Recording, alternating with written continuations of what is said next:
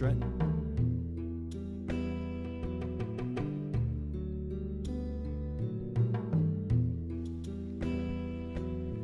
It's the SativaCross.com podcast, live from Chris Christie's old office, where he used to sit. That's sit, without an H.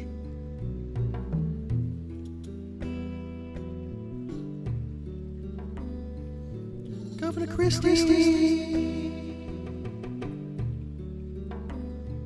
Governor Christie. Governor Christie. Isn't this where you used to sit?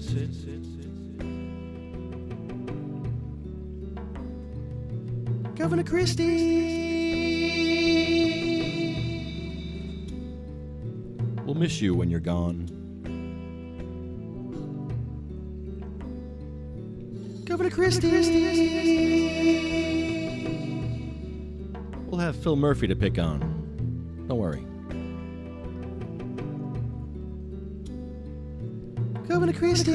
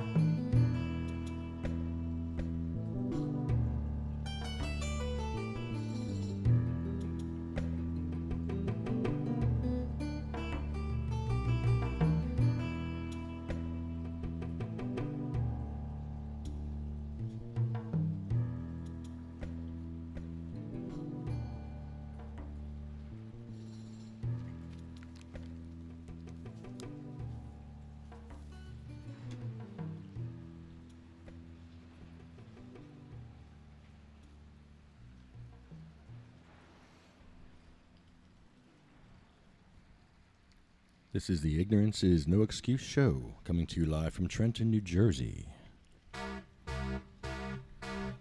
This is my friend Jay, singing. He died from a heroin overdose last year because he could not get cannabis legally and appropriately from his doctor. It was easier for him to get heroin than it was to enroll in a failed program. It cost him an arm and a leg and ultimately his life. Bring in the boss one, I'm gonna get mine. Go do the crime if you can't do the time. Don't tell me how you're off and down. When you're smiling in my face, but you play me like a clown. It's your fool, bitch. So just step back.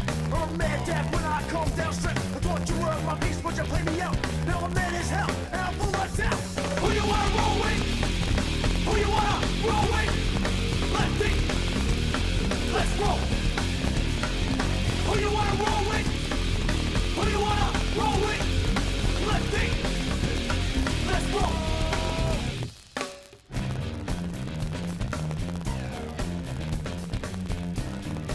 Yeah, Danny. What's up? I'm back on the scene, it's time to get mean. I'm a lean, mean revolution machine. For what people stay, they slay. Mr. Covino, how are you, sir? Any day, you'll feel slightly this, let's resist. Raise your fist and pump like this. Promises over the top. Don't cross the line, but you know it's right. Who you are, roll with. Who you are, roll with. Lefty, let's go. Who you are, roll with. Who you are, roll with. Lefty, let's go.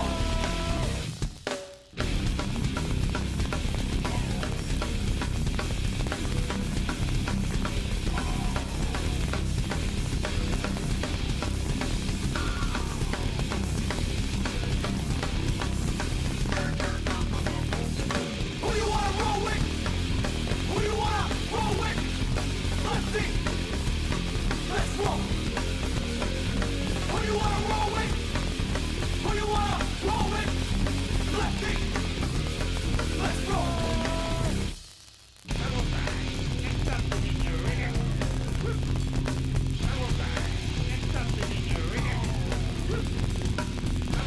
let's roll.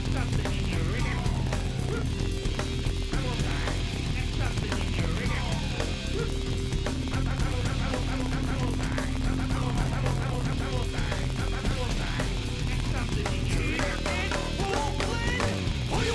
with? Who you wanna roll with? Lefty, let's roll. Who you wanna roll with? Who you wanna roll with? Lefty, let's roll. Who you wanna roll with? Who you wanna roll with? Who you wanna roll with? Who you wanna roll with? Who you wanna roll with? Who you wanna roll with? Who you wanna roll with? Who you wanna roll with? Who you wanna roll with? Who you wanna roll with? Who you wanna roll with? Who you wanna roll with? Who you wanna roll with? Who you wanna roll with? Who you wanna roll with? SativaCross.com coming to you live from Trenton, New Jersey. From Christie's old office. Jim Miller's picking up the permits. I was here a little earlier looking for our Assemblywoman McKnight's committee meeting. She's on the Health and Senior Services Committee, and I was trying to catch her this morning, and she's not there. She's never there. But we'll catch her. It's meant to be that her meeting is the same meeting, same time as our podcast. So, yeah. Oh, yeah. She's on our shit list. All options are on the table. All options are on the table. All options are on the table. All options are on the table. You don't want no part of this. So yeah, I promised to be quiet. And Jim's not here to keep me quiet, so maybe Daniel will keep me quiet. Dan, will you keep me quiet from starting some shit? Because I don't want to start any shit today. I really don't. Here, come on, stop me. Please stop me. Grab a mic, help me. I don't want to explore the nuclear option yet, but I will. I am going to fight. I mean, what'd you think was going to happen? I wasn't going to fight back when you prosecute me for some BS? Of course I'm going to fight back. I can't hear you if you say anything. But here. Grab that one. I'm stressed, Dan. I'm very stressed over this whole situation. You may think that I'm not. You may think that, oh, I'm going to kick some ass. Well, yeah, I am going to kick ass, but I'm still stressed. It's bad. Oh, I can't hear you. Uh-oh. There you go. Yeah, I'm actually having panic attacks over this and everything, man. This is not what I envisioned as being an activist. Is when you get arrested, you're supposed to get support from people, and I'm not really... How's your family handling it? I got a lot of support from my family. Big time. Yeah? I was surprised. Because I thought they'd be like, I told you so. Lefty, I told you so. I told you you're going to get arrested. I didn't get that. Well, that's good. Yeah, because they saw I was tortured. They know that I'm in pain, and they know that if I'm in that position on the ground, I'm being tortured. That's not a good position for me to be in, man. It's not. It is just, People think I'm faking it. Oh yeah, I was faking it, right? Okay. All right. Take a look at my X-rays, and you put that stuff in your back, and you tell me how you want to feel when someone's roughing you up. Tell me how that feels. You talk me off the ledge, Jim. You can't leave me to my own devices here. Here's your partner in crime. Cause he left me on purpose. He wants me to talk shit. Now he's going to come and put the fires out. Watch. He'll be the hero and put all the fires out that I just started in the last 5 minutes. Here comes Jim. Oh, here comes Jim. Thanks, Jim. He wanted me to put the fires out. Put it out. Put it out. Literally. Like I could be mistaken for a cop. Undercover, maybe. I've heard that. Not that. Returning to a podcast maybe Twice? 2 years ago. Oh, 2 years ago? Yeah. Yeah, because I think Steven was smoking, or somebody was smoking, and they were like, Well, it could have been anything. It could have been what was being discussed. It was something that deviated from. oh, you that's know, true. That's true. And it was just, "Yeah, here comes Jim. Like, you know, let's see, I've been an activist for 25 years, been coming here since 1993 after pushing a wheelchair across the street. And A gurney. a gurney. quarter decade later, I hear, here comes Jim. What the hell? I mean, what the hell, It's right? because they have respect, and they know that you have respect here, and they're fucking it up for you. Well, no, but They know it. We have our standard procedure with Yes, Steven. It's don't stand like right in front of me doing it. And I'll even say, I smell that Steven Kuspowicz has arrived somewhere. 25 feet from the door, 25 feet from Jim. Well, the fact is he does provide a service, though, and he always has. He's the one that'll light it up where he believes he can, and he's a Demarcation. patient. Yeah, and then they'll tell him, and as he guesses will happen, he's correct, they don't really give him any trouble. And so that's how we have his demarcation line here. He was escorted that far. Trooper turned, who was escorting him, nice enough, and left. He didn't escort him all the way out to the sidewalk or the other side of the road. It was to there. So what Steven did is he thought, well, I'm going to step off the sidewalk because I don't want to be in people's path coming in and out. And that left him over there on the grass where everybody sits, you know, and shares their medicine. And the only thing they can't do is play badminton because that got shut down last week. We can play badminton. Well, you could, but you know, the thing is unless somebody really needs to play badminton, one person could hold the pole on one side and one could hold it on the other side, and two could play badminton, and there would be no stakes in the ground, which is the reason for not. It's right here on the permit. You can't do that. Can I see the permit? But you know, they've been so. I don't want to play that game with them. I know, I don't You either. know, They've been great. They have been, and Except for protesting at the governor's office. That's kind of, they're a little misinformed there, I think. well, it's funny you should mention that because, of course, I did just go down, and I decided it was time to take some pictures of the area that's the auditorium, the museum. It's not the actual museum. What is it? A gathering room, an auditorium, something? I don't know. They maybe. It's an open atrium. Yeah. What is that building by the Grab a way? mic. It's the last building before where the governor's office is now. That went on Calhoun just before the light. It's the museum. Courtyard. Okay, well There's there's an a auditorium. Right up towards the road. Yeah. Auditorium, yeah. Right. Okay. So if you walk just past that and walk down the sidewalk area alongside it, toward that way back towards the museum itself, there's steps that then go eventually down to the parking lot of the governor's office. Now, I'm not saying that we get to go walking down those stairs, even though they're just stairs with nobody there. But it seems to me that we'd be able to hold a sign, stand where it looks like you're supposed to. It's paved with concrete right out to the corner there, as if to say if you're going to go outside and smoke, this is a good spot or whatever.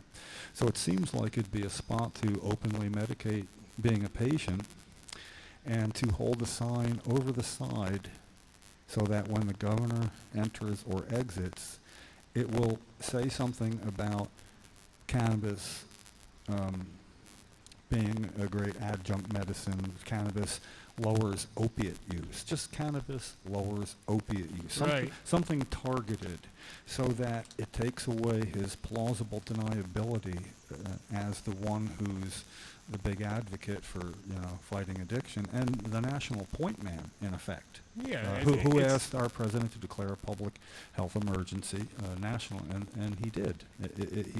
Our governor got that done without one mention of how cannabis can be used as an adjunct medicine with opiates, meaning that a patient, when they need more because they're still suffering and they can't get more because the doctor's being monitored, and then they go to buying them on the black market, and then they go to heroin because it's cheaper. That's the story. That's what they're telling us.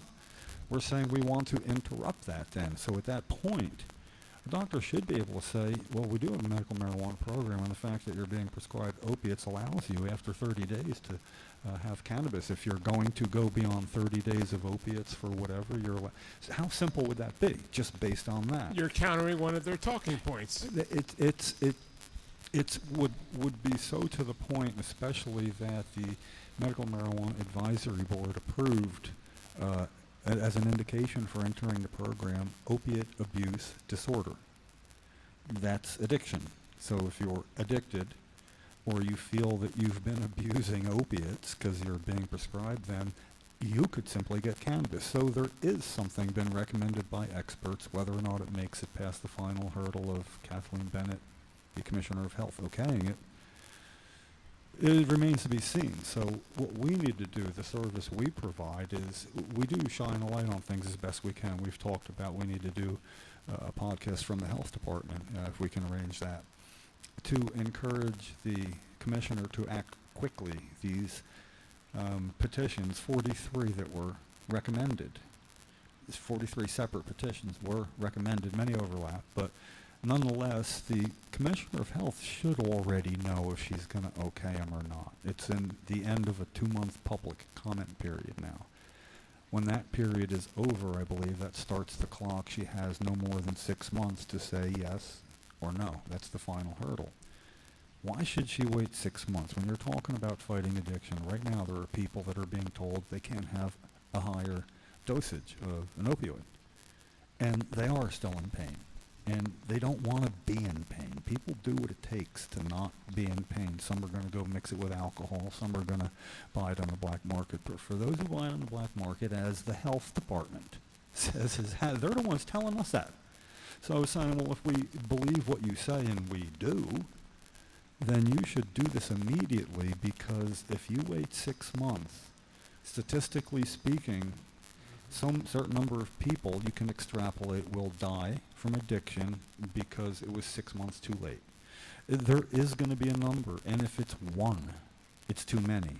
It's going to be about 250 is going to be the figure. She might just be trying to run out the clock. Well, run out the clock, yeah, for some people permanently. 250 of them, she will run out the clock on their lives. They call that garbage time in Yeah. sports. But the thing is, in sports, it isn't the end of somebody's life or the point where they become addicted.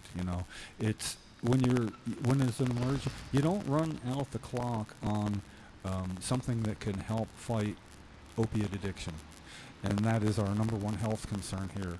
And when the American Medical Association says in states where this is freely available for pain, marijuana, 9 states, 13 that had a medical marijuana law when they did the study, we weren't in that segment, and it wouldn't have mattered because we took it out. But in the others, you could get it, just generally speaking, for pain. And they had a 24.8% reduction in the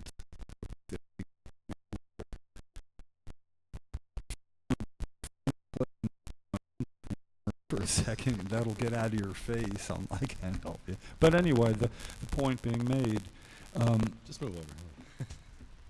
yeah, the point being made that waiting is going to cost lives. It's going to cause unnecessary pain at the very least, and she will need to be verifying that there was work done every day, and you don't have to wait till you have information on all 43 that you feel is sufficient. You can start with one. Okay, this one's in. When you've done your homework, right? And now that she knows of the recommendations, if you were Commissioner of Health, Lefty, would you not be looking them over already? I would just approve chronic death and be done with it. Yeah. The most amazing thing about the recommendations, and I don't fail to mention it repeatedly, I really applaud Dr. Becker's attitude and others on the committee that when it got to Tourette's, and you were there that day, do you remember how he said, with Tourette's, there is virtually no scientific evidence that of any nature been done. However, also with Tourette's, there is no known prescription that will help. Yeah, nothing. Treatment, nothing. So he based their approval, their recommendation, that for Tourette's you will have it based on the fact that nothing else is working. Based on, we don't know what else to do. Yeah, and nothing else is working, and as always, Last the resort. potential side effects. And when you consider the potential side effects of red eye, dry mouth, perhaps less cognition for recent memory, like what am I opening the refrigerator door for? Am I thirsty or hungry? I forget, stuff like that. But those side effects, if a patient's going to smile because he's feeling better, Dr. Becker made the right recommendation. And it's up to the health department to act expeditiously. So I think if we can give them a podcast in the meantime from there, if we can get permission. And the last time we gathered there 2 years ago, because we were boxed out of having a place here, the state police said we can't give you a permit there. It's not where we issue permits. But you can go on down and talk with and who I should talk with. And they said, well, if you're in the picnic area, and we had a nice day there. It was very nice. Ricardo was there. Yep. Scott was there. A bunch of people were there. I don't. Good day. Yeah, it was, and I don't recall if we had the potential to have electricity there to podcast. We never checked. No, I never checked.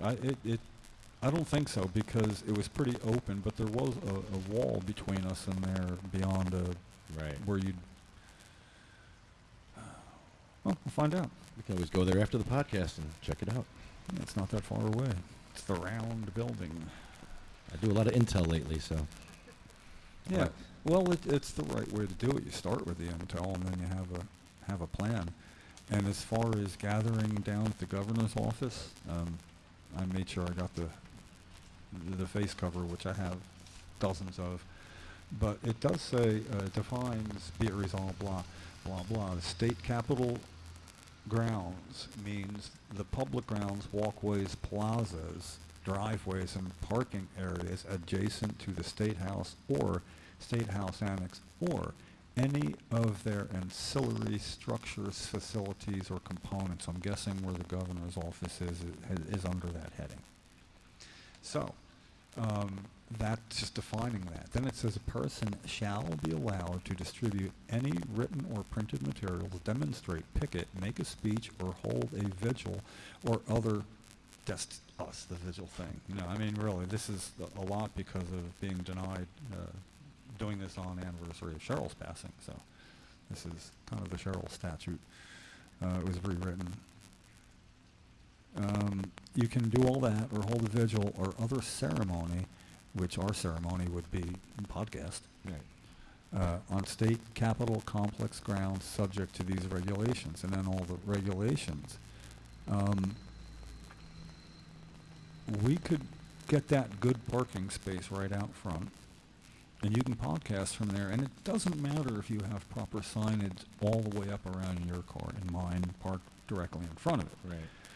Which means you can look directly from there back to where the signs are. You have vision of somebody holding a sign there. I think somebody should be doing that once we do the inaugural. We should have volunteers. If you want to help the podcast, we can't be in two places at once. We're at the State House. We need somebody to get there while we're setting up, like 9:30, so that they can, while we're setting up, hold that sign there and look and see if the governor drives in. We want to know that he's driven by a sign speaking specifically to how cannabis lowers the need for opiates for pain. The amount. It's exactly what he needs. And I don't know through anything he or Donald Trump has said if that had anything to do with his committee's recommendations to the president, which included declaring a national state of emergency. So the president did that. He's following through with plans to implement many of this committee's findings. But we don't know. Donald Trump? Well, we don't know if cannabis as an adjunct medicine was part of the discussion even. In other words, did they not recommend it after discussing it in this committee? And it turns out my Congressman MacArthur, is on that committee. So I will be making tomorrow an appointment with his staff in his home office with the purpose of having the simplest of questions out of all constituents he's had first-time meetings with. I believe I have the simplest question. In your duties as a member of that committee, was cannabis brought up as a method of helping or not? It either was or it wasn't. I just need a yes or a no. I don't even need an explanation. I just need a yes or a no. Was it or wasn't it? How can my congressman, my representation to Congress, not tell me, a constituent, a first-time contact? He's been my congressman for 2.5 years. No, whatever years it is. It's pretty new. And I just don't go down to say hi. I go down as a first. The most weight a constituent can carry is to be a first-time contact and willing to go to a home office to talk to somebody. You get put in a whole separate area of concern. You know, I mean, as opposed to somebody who emails, it's not right, it's not fair. You know what I mean? That's the way to get their attention. Or other ways, as lefties demonstrated, and I have as well, though. I mean, I wrapped up the 10th District Assembly office of, actually it housed 2 Republican assemblymen and a Republican senator, and I wrapped it up to look like a Christmas present the Wednesday before Thanksgiving at about noon. They weren't in. I was hoping they'd be in business. And I wrapped it up. What would have been the ribbon around it was 250 feet of repeated copies of facts. Copies of a 1981 law that I copied on my fax machine. And put them all together. And the law was that we have a 1981 Controlled Dangerous Substances Therapeutic Research Act that would allow our Commissioner of Health to ask the Director of Health, the federal of the United States, for government federal marijuana for the purpose of giving to patients to see if it helps them. Now, in 1981, that was a novel thing. It was never used. I forced the issue and got the health department to say no in 2000. Just say no. Yeah, I got to say, though, things have really changed at the health department since then. They're not so standoffish in person, and there is somebody that works closely with the Coalition for Medical Marijuana, Kevin Harry, who filed 3 petitions himself for adding 3 separate indications. I mean, that's impressive. He's awesome. Yeah, I but love he Kevin. follows up, and He sure does. because he follow. Thank you, Kevin. Because he filed. Thank you, Kevin. 3 very much. Thank you. Thank you. Because he did that, they do get back to him, Very important stuff. and so he's become a great conduit to what's going on there at the health department, and they're more receptive than they were in the past. But I don't know. A lot of it's just PR damage. I like what Donald Trump says about drugs. in every way, but if they don't start, it will never be a problem. Youth and telling them no good, really bad for you in every way, but if they don't start. No good, really bad for you. No good, really bad for you. It's simple, very simple, very... Hashtag sad. Or whatever. I don't know. I mean, come on, man. The guy's on the ball. Christie's over in Europe on a beach while he's saying this. Yeah, Seriously, he's on the beach. You know how a stopped clock is right twice a day? He is a stopped broken clock. That was the time he stopped at. He'll be correct again in 12 hours, but every second of every other time he is Wait, wrong. this is Trump being correct, really? That's. No, then that would be the normally not correct. Come on, I mean, Wait, this is him being you know, correct. he In is. every way, but if they don't start, Well, that's true. That's good, true. really bad for you I in need, every I need, way. I need the. Talking about drugs. Telling them no good, really bad for you. Yeah, I need a clip of that real quick. You know what? Maybe nobody thought to tell people no good, really bad for you. Yeah, Jim. No good, really bad for you. He's had some good ideas in the past. I know when he was asked how would you get Congress to work together, he said I'd get them all into one room and we'd talk about things. Okay, that's a joint session of Congress. How's it working out? You know, I only want to discuss anything has anything to do with him as it relates to cannabis. You know, and He's anti-cannabis, except for medical, kinda, for veterans, maybe. yeah. So he's I mean, Sorta. How do you know that? Kinda. Yeah. He I mean- sort of said he was for states' rights when Yeah, well, in the okay, campaign. okay. Yeah. He said that's fantastic. What weight does that carry? With anybody, you know, it's you look to past statements, and it's a dartboard. It depends, you know. The statement goes out. I don't know where it's going to hit. You know, somebody told me that. I mean, you can't have even somebody when pressed for where do you hear that? Well, somebody told me. Somebody told me. I don't reveal my sources. Anyway, I got to get it out of here. What do you got? I'm disappointed that I went to the health department website to start way back at the beginning and see if they have listed where a patient can smoke their medicine. Oh, you have that? Yeah. Can I see that? Can I read it while you comment? I'd love to read stuff like this while you comment. That's always fun. Because Jim knows where to smoke now. Do you know where not to smoke or just where to smoke? See, the cops know what you can't do, but they don't know what you can do. Isn't that funny?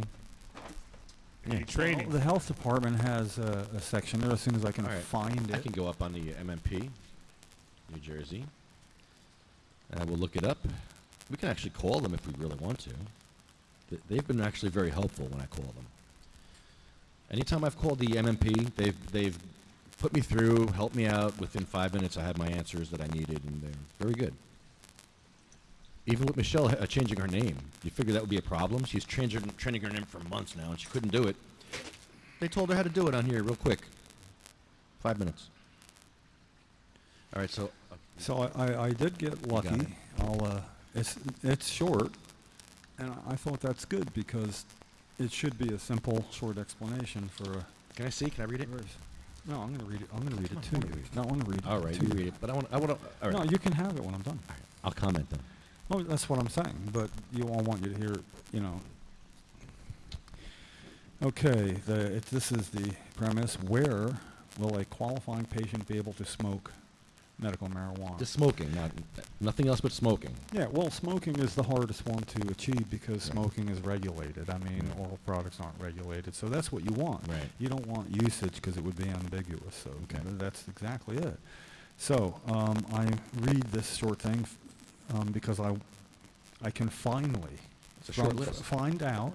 Look, I can It's a short finally list. I can finally find out, according to the health department, according to this, where patient is able to smoke medical marijuana. And this is what they say. The department notes that smoking medical marijuana falls within the definition of smoking as set forth in the Smoke-Free Air Act at NJSA 26-3D57, and is therefore subject to the provisions of the Smoke-Free Air Act. That just simply means you know, this is regulated for smoking anything: cigarettes, cigars, banana Yeah, peels, right. cloves, cannabis.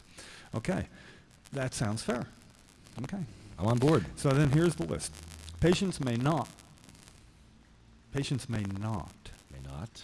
Okay, well anyway, patients may not operate, navigate, or be in control of any vehicle, aircraft, railroad, train, or stationary heavy equipment vessel while under the influence of marijuana. Okay, wait a minute. Now stop right there. Okay. Stationary equipment? Yeah, well, like for instance, Free weights? Dumbbells? No, what's the machine? The conveyor belt that brings stuff up at a plant, rocks and whatever, and they pulverize them. I know a guy that got an arm ripped off in one of them. Yeah, he carried the arm into the office. Said he needed a ride to a hospital. Hey, boss, look what I did. Yeah, one arm or not, I would never pick a fight with him after that. Oh, my. Anyway. All right, no, wait. So this is what patients can't do. They say while under the influence. What's a vehicle? A wheelchair is a vehicle? An electric wheelchair? I would think it would be. Because, people get in trouble for drunken lawnmower driving. Right. So cannabis patients cannot use their wheelchairs. They'll be crawling around the streets. Under the influence. See, it doesn't say while your pain is reduced because of using it. It says under the influence. You're not under the influence if it's not affecting you, much like a roadside sobriety test. It is to determine if you're under the influence of anything. So I would think that, they could ask them to walk a straight line. I know, right? Do they have okay. a blood level? Okay, now, but Lefty, to be fair, I know. Tony's doing. Listen, Tony, look. you're not in a wheelchair, Tony. Okay, look, dividing lines.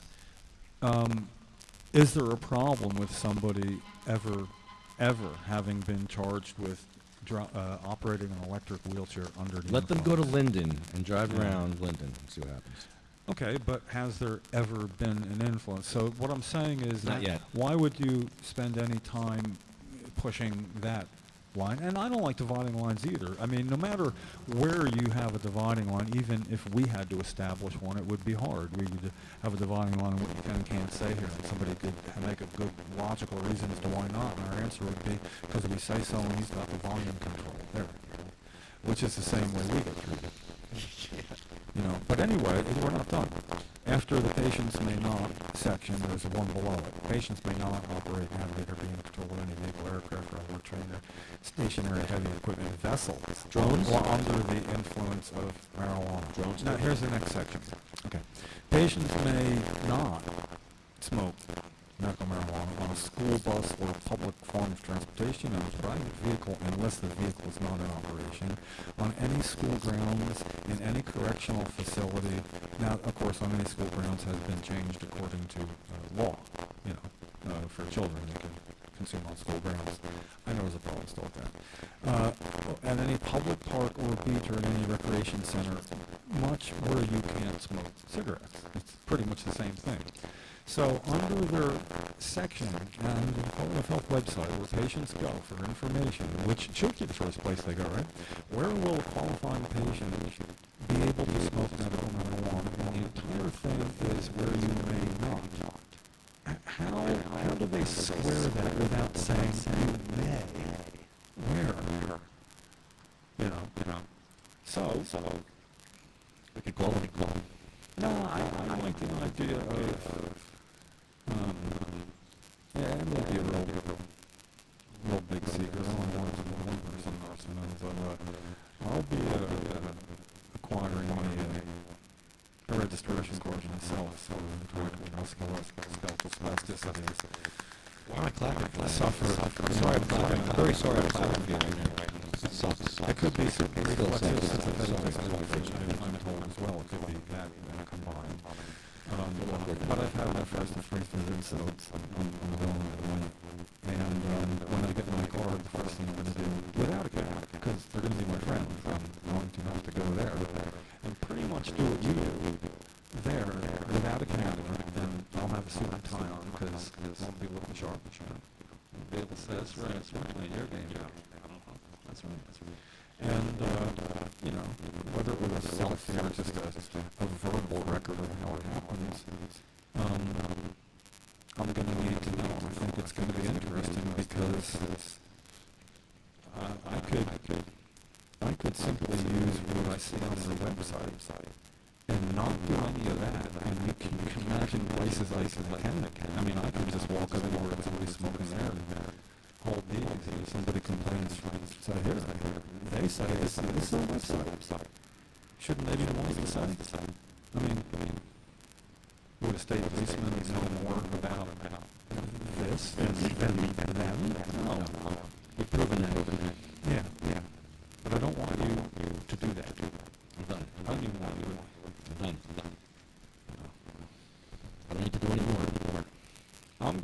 just simply going to do that to say, well, this is ambiguous. Maybe this is why police have problems. And that we will be getting to the Attorney General. This has been going on for so long. I figured if we have a time limit on that, I would say it's our podcast. If we have 12 more podcasts after that, maybe 13 weeks till the week before Thanksgiving. Write a letter. I'd like to write a letter, Tony.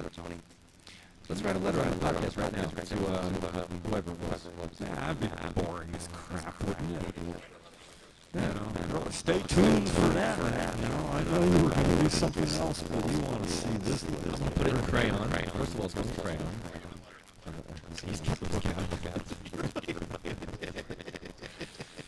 All right. So who are we writing to? State police? No. Just pretty much have a quick flyby on what it might include, And all it is it's the health department going to be dealing with. The state police would be the ones to enforce policy, not the health department, but it's health department policy. It creates sort of a quandary. You know what I'm saying? Where it's right there. It'd be like doing something outside the Attorney General's office that the Attorney General can clear up. And you'd be right there. That's who I thought we were sending the letter to, the Attorney General, Police Academy. Yeah, Police Academy. Yes. And I'm also going to try and send a letter with Cindy's in Cory Bookery. Okay. And I know it when you send stuff like that, it's probably like $3 and something like that. Whether it's registered, certified, you get a green little return form. It's on. I mean, when it gets delivered, it's a sign here. Their sign is gets returned to you, so then you would know after that who it is that signed for it. So that's just always effective when you're saying, well, send a letter that was received by, you take out the green things, and it's been effective for me in the past. It's more for a court of public opinion than anything else, and that's really one of the feelings in my favor, because patients are the well, yeah, I want to get with multiple facilities, and that's what I want to do with the governor, that you can't say for sure that he knows the value of opioids working in tandem with cannabis, that it lowers the need for the opioids in the first place. And now having had the discussion with my soon-to-be doctor recommending me, neurologist, and he's doing a lot of correlating with patients. He's getting a compendium of what strains work for what according to his patients. And it's pretty in-depth. He's got more than a couple. I don't mention which names. I just made my secret coconut oil match yesterday as my opiate replacement. Well, this is what we need. And the governor looking something seriously says he wants to work with this problem. We've got the toughest opioid abuse bill law in the country when it comes to prescribing. 5 days initial if you're not already taking opiates. You get no more than 5 days on your first prescription. And, they can make a good case for doing that. It makes it inconvenient to have to go back and physically see a doctor after 5 days. I mean, for some, it's discharged from the hospital, and it's not easy to do.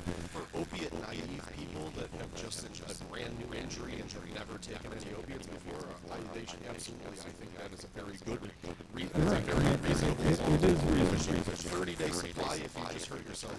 That's how people get opiates. Yeah, and for some you can tell, that it's really not likely to alter ever for certain things, in other words, degenerative disease. But even then, it's the right thing to do, and then you can say, well, come back in again.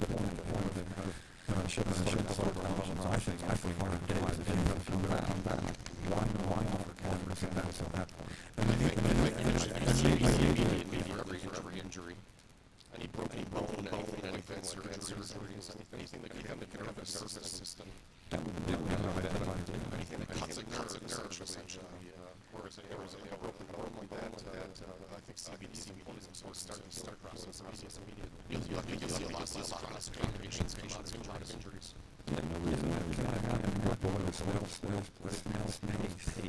We can't even get anything that are already say medicine, let alone that are just newly sick. Sad, newly sick, you can't do anything. My experience with the catastrophic broken feet at 4 p.m. March 25th, 2012, when Mo lived in mine forever. The first hospital was only 18 shortages before. And after days of pain, getting finally side to side level, breathe without clenched, that. There were moments when my muscles were not clenched. That was how I released the pain of getting a car. And then I went from the joy spots, leaving parking lot. And that pain was corresponds to the first time I've heard what it was like to go. Just breathing in and out without the pain stopping my mouth. One in-mouth breath. It was amazing. And it also paid off, because it isn't that simple. Anytime, is there somebody that we could present that to? It's almost like when you have a good idea like that, and I think it is a good idea, you got to hand it off to somebody, though. And I don't know who that would be. And even if it's a half-hearted handoff. For who?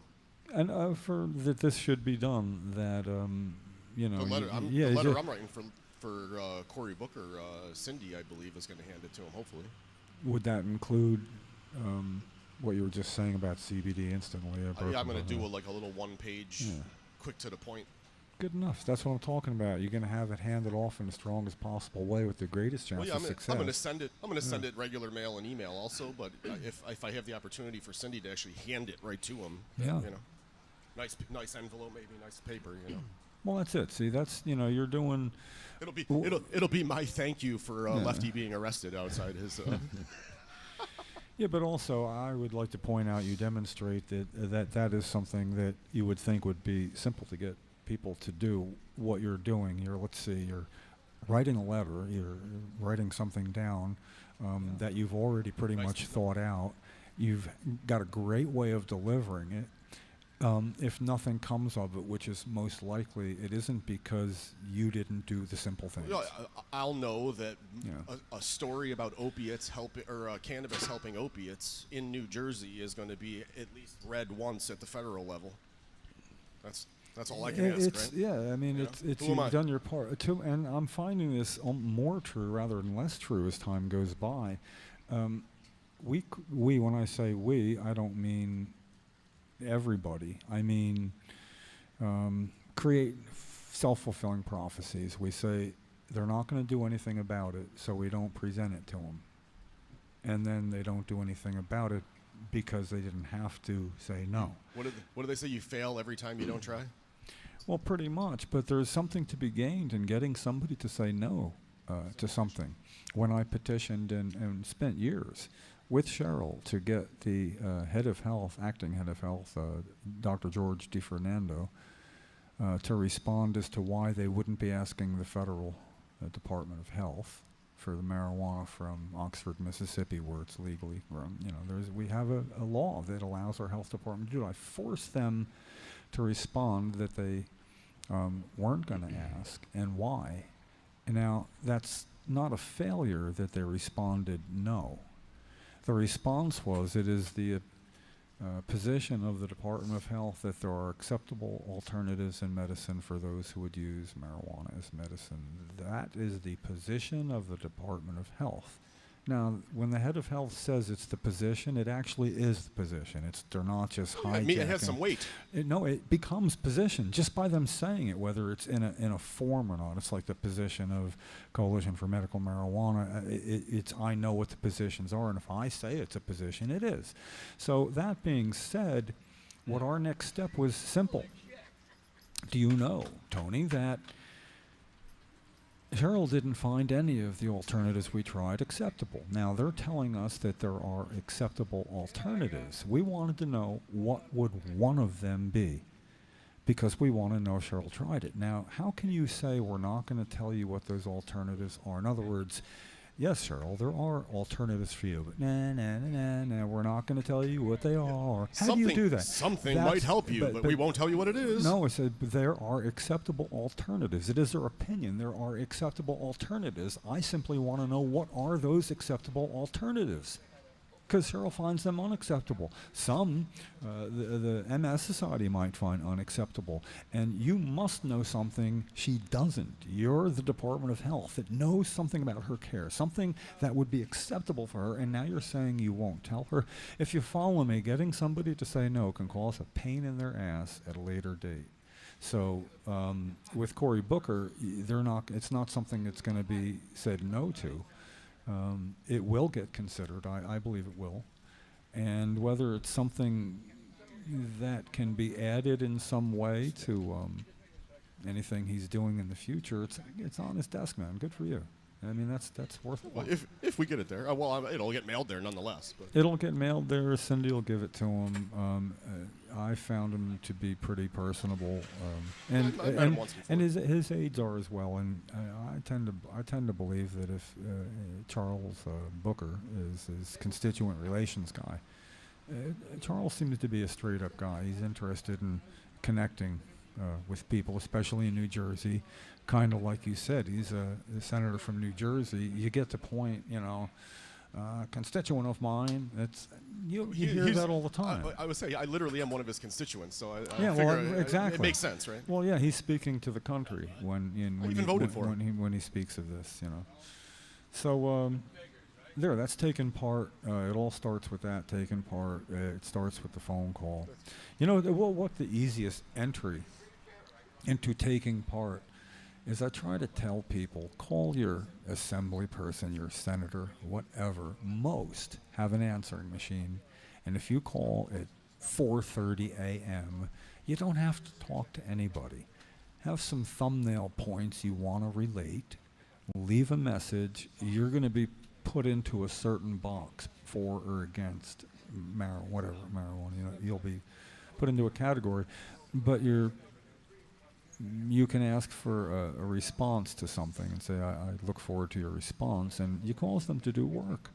It takes you 30 seconds to call up and leave a message. It takes them a little while to cut and paste a main boilerplate statement with something that ties it into you, Tony, the constituent. Constituent. But you make them work. Imagine if 30 million people made a phone call or wrote a letter about legalization of cannabis in America tomorrow. Yeah, that would make an effect. I've spent so much time from imagining things like that to imagine if everybody showed up, to imagine it. And Take part, right? Yeah, Take part. Yeah, right. It doesn't happen that way, So you are a success story. Somebody who liked that we were taking part on your behalf when you couldn't, and now that you physically can. But for those who physically can't, you don't have to physically be there. This is the one great thing about people who have computers. It keeps track of everything going in and out, whether you want it to or not. And taking part has never been easier. There's no target on anybody's back for taking part. There's no repercussions coming anybody's way for taking part. And I think one thing we did see with our new president was that people are a little more willing to take part now, because the constituents that show up at their senators' offices across the country when something's at stake, and mostly women, it seemed to be 2 to 1 at some events, and angry women with who are right. And I mean this in a kind way. That would scare me. If I were a legislator. That is half the country. Well, it's not a fair fight. You can't only say certain things to Donald Trump can say something to a guy, and he does. But he generally doesn't criticize women in that manner. And when he does, when somebody has blood coming out of their whatever. Yeah, I would say he has right, several stuff times. like that. When he does that, he gets the atomic bomb reaction. I'm just saying that women finally taking part, sticking up. Sometimes it's more of a woman's issue, more centered towards their concerns than males, but they're effective, and they show up, and they got stuff done. Shit got real, and they showed what showing up can do. So, you know, it's heartening. You either got to show up in very large groups and be serious, or you got to show up constantly, regularly, and at times when people would rather you didn't show up. Oh, absolutely, yeah. Those are the key moments. Those are the moments that you catch because you show up constantly. I miss when I showed up with Cheryl because of the severe nature of her disability. We changed the rules of the game. We changed the rules of engagement every time we showed up, to the point that we showed up enough that what would happen is you get out of whatever forum or building it was if it was like a group setting, you know, like a town hall or a forum of some sort, and we'd park where whoever we went to see or legislators would be driving out, and I'd hang out with Cheryl and she'd be in her wheelchair ready to go, and when we'd see them leave, you know, I'd get the door open and I'd pick her up to put her in the car then, and they'd be driving by, and oh, look who it is. And I'd turn, and as I had her in my arms like that, I'd grab her left arm and I'd go, and I'd wave it up and down like that so she could wave goodbye. She was hardcore. Yeah, man. I mean, and her problem was trying not to smile doing it because she found that to be effective as well. My point is there are moments when people can show up and take part, and you know, think like that person. Would they rather I don't show up? And if the answer is yes, they would rather. If you believe that, then show up. When Cheryl would show up and sit in her wheelchair saying, Assemblyman Wolf and Holsapfel and Senator Cecil are medical marijuana cowards and liars. And she'd sit there in her reclining wheelchair out in front of their office, and she's all good. I'd say, hey, listen, I'm going to just watch from way down here because now there's nobody there. She's sitting right in front of the main sign you know, obviously not able to get herself around. Nothing but cars beeping and people noticing and stuff. And simply calling them liars at their office. They would rather not. I went there so many times. Bad optics. When I finally met Senator Cecil, it was because I was running for as a libertarian for the New Jersey State Senate. He was my opponent then, and we got to meet, and I knew that'd be a way to meet him. He thought we already met, and I realized it was, you've looked out your office window so many times and seen me and Cheryl that you thought we already met. Isn't that something? No, I would have remembered. He knows you, Jim. You know, yeah. So, and now it's still Assemblyman Holsapfel, who is now Senator Holsapfel, and still the go-to guy to speak against anything marijuana, medical or otherwise. See, he's the one that the opposition gets time to speak. It's before any bill gets voted on. You get pro and con, statements on the floor, and then they go vote. He's the go-to guy. My former, you know. He's the no man. I hear what I'm saying myself, and my question to me would be, well, Jim, when's the last time you were there? And I wouldn't want to tell you. It's been a long time. So, Jim, why are you going back now? I don't know. Get on it, Jim. Yeah. You don't do enough. I owe him. Well, I just don't do something else I'm doing, you know. Oh, look, we got guests. Got Alfredo. Ooh, we have guests. Got Billy, you know. Yeah, this is like, you know, and now today, for those who see our great setting but don't know quite the context of it, they've actually started the outside renovations on the State House right next door. So the sidewalk is blocked off just down this way. It's their vacation, legislators. So there's really nothing going on. I don't think nobody's actually, I don't believe, maybe one person walked by to go in there. Somebody comes out to have a cigarette now and then. The parking was extra light, actually, too, today. Yeah. Still a reasonable amount of people around, though. It's not a ghost town. You know, it's podcast. We're here for anybody that might want to be kept up to date, what's going on. And, you know, we cover things leisurely. I got a great article sent to me yesterday. It was about why the chronic opiate problem is so bad, and it does like 5 points. It was actually very good. Well done, I thought. Modern take on the opiate epidemic and cannabis law. Well, let me ask you, is there something else that's of concern to patients? It's in the THC rating of certain strains. Like or what percentage of yeah, THC is in the were strains? not correct. Were they were under or different than what they were stated Oh yeah, to be? that has created chaos in the Belmar world. Yeah. Well. It's It's Robert Wood Johnson. Hey, what's up, Tony? How you doing, buddy? Yeah, I got. Sorry to switch gears on you. no, Alfredo's here. it's okay. But I got Peter Rosenfeld talked to. There's information on that and what's being done. And all. I'm off air for a second. Jim's off. Lefty's on. Tony's on. Alfredo's here, and he's showing me the bill for Ella, her last bill for the ambulance ride, and it was. How much was this bill? 2,800 or something. wasn't it? 20. Hold on. All right, hold on. We'll let them have a moment because this is the first I've seen Alfredo since Ella died, and it's very emotional. Yeah, it's been a tough time here. Right? We've had a bad year. It's been that run right now. Yeah. I don't even know what to say. Just give him a big hug just now. Because she was here on the podcast a few times. Thank you. She was a sweetheart. And she did not deserve to be treated like that by the ambulance and by the hospice and by these other people. That $2,800 ambulance bill for a dying woman and her family. It's like, here, F you. One more insult There to the you go. injury. Yeah, there it is. I'd love to call this company. It's Robert Wood Johnson, though. What are you going to say to them? No, yeah, you're gonna. I mean, you could. But Yeah.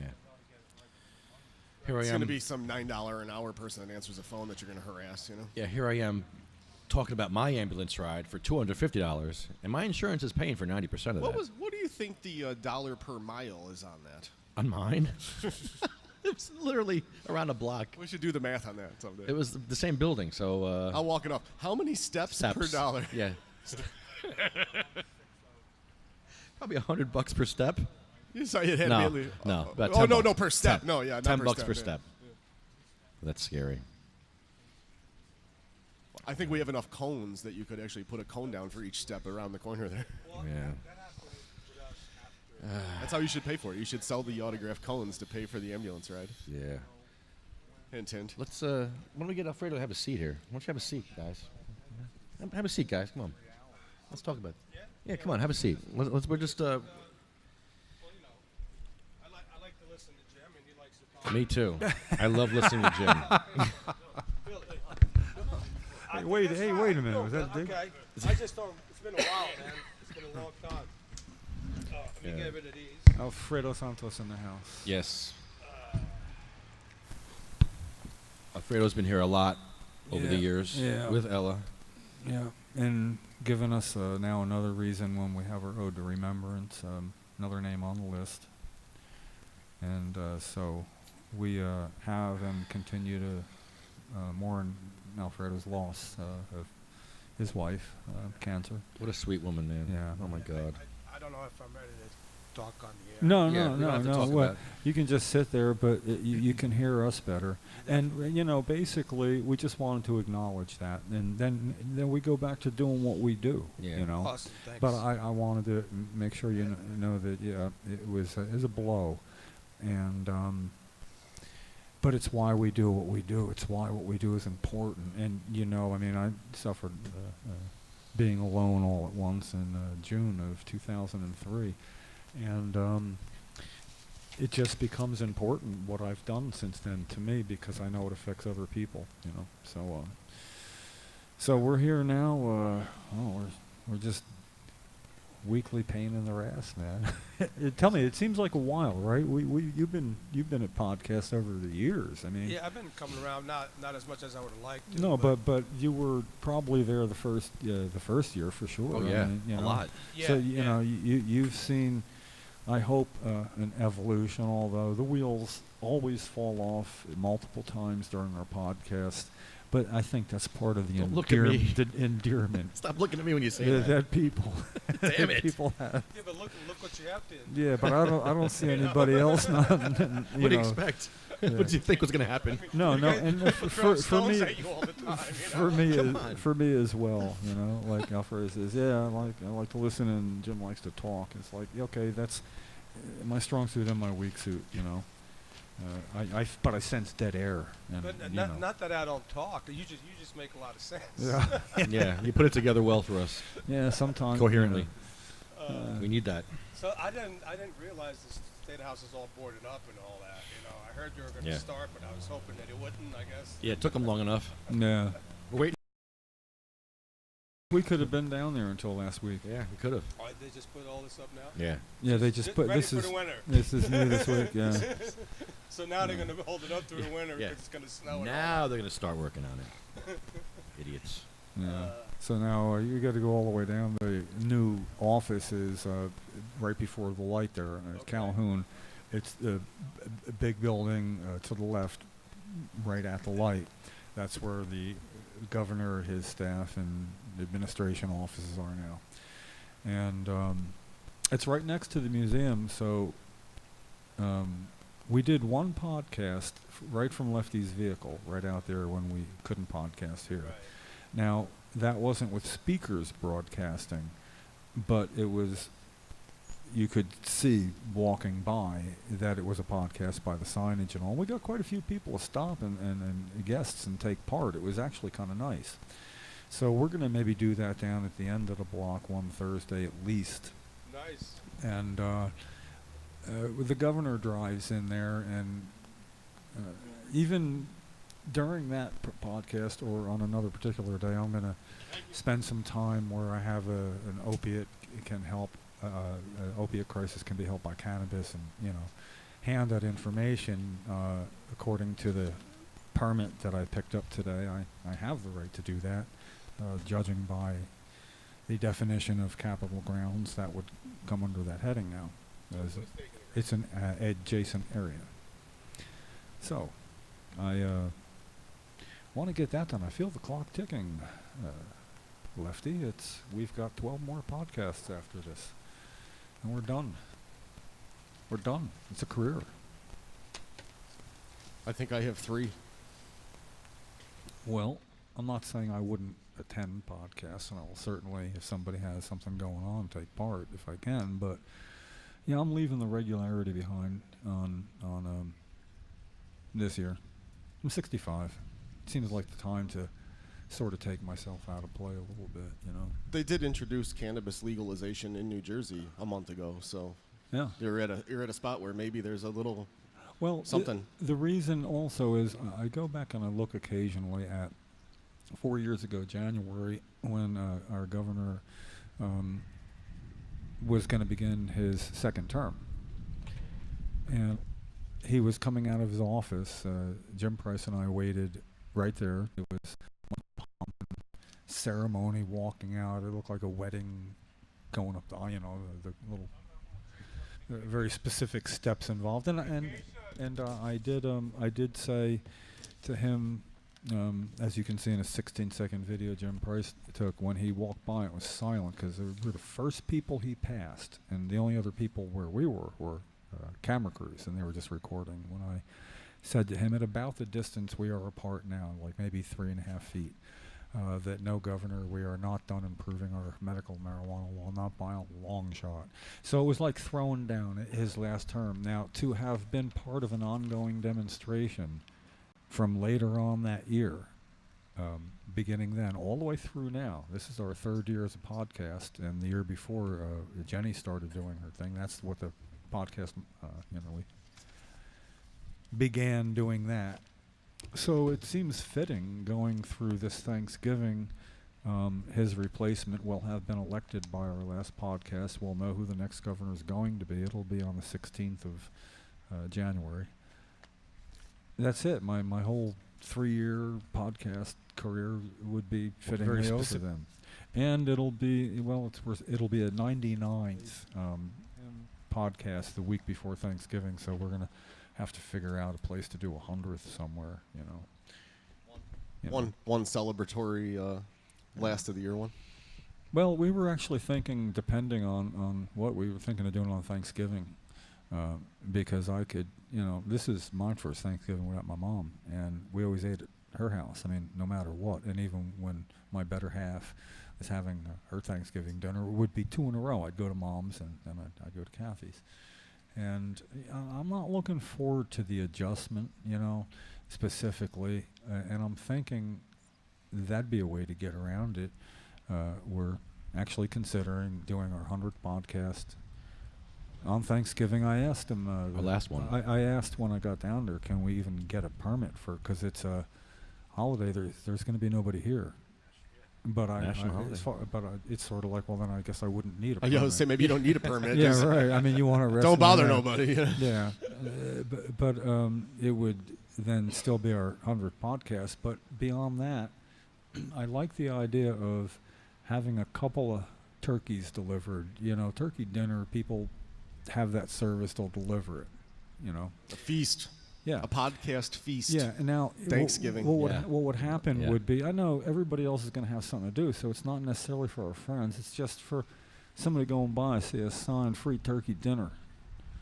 Come on up, man. We got some plates and stuff. I mean, we're going to share. It's not like we're each going to have a race. You can eat the most turkey. Stab somebody in the hand with a fork. Get away from my turkey. Although you got that crown there, you could put the crown on and get a big turkey leg. Crown. Left Tina's crown. Left Tina. Shut up. Yeah, it's in there. I saw it. It's in the box. Hey, you going to Harvest Fest? I might go. Yeah. Yeah, me too. Yeah, it looks fun.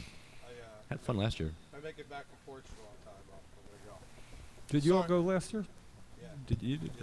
Yeah, you had your van there. It was Yeah, I'm going to have pretty my wild. van there again. Yeah. Yeah. That was good. I'm looking forward to that. I should have one more left in me. Rob. Just listen to Jim sound like he's getting old. He comes me in as a speaker, so So you should come. I get all access when I go. Yeah. Fancy. Yeah. Well, if I could think of a function that I needed help with, I'd get. Rob and I go back a long way. He makes sure my stays there are extremely comfortable. Yeah, And the fun part about all access is you can you get to hang with anybody that's going to speak or perform there.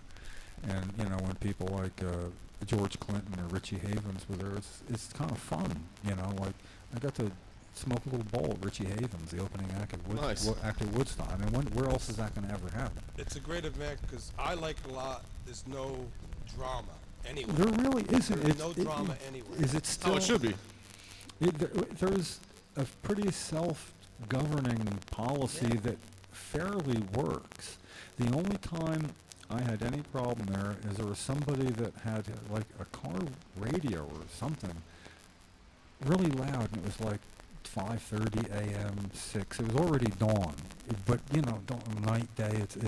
And it was like he doesn't need to be playing that. And I went down to where he is, and his attitude was like, "Hey man, it's my right, I can do it." And I go, "Yeah, you really don't want." I simply looked at him. I said, "Dude, listen, I know you don't know me, but you really don't want me as an enemy because you have to go to sleep sometime, and I will find you."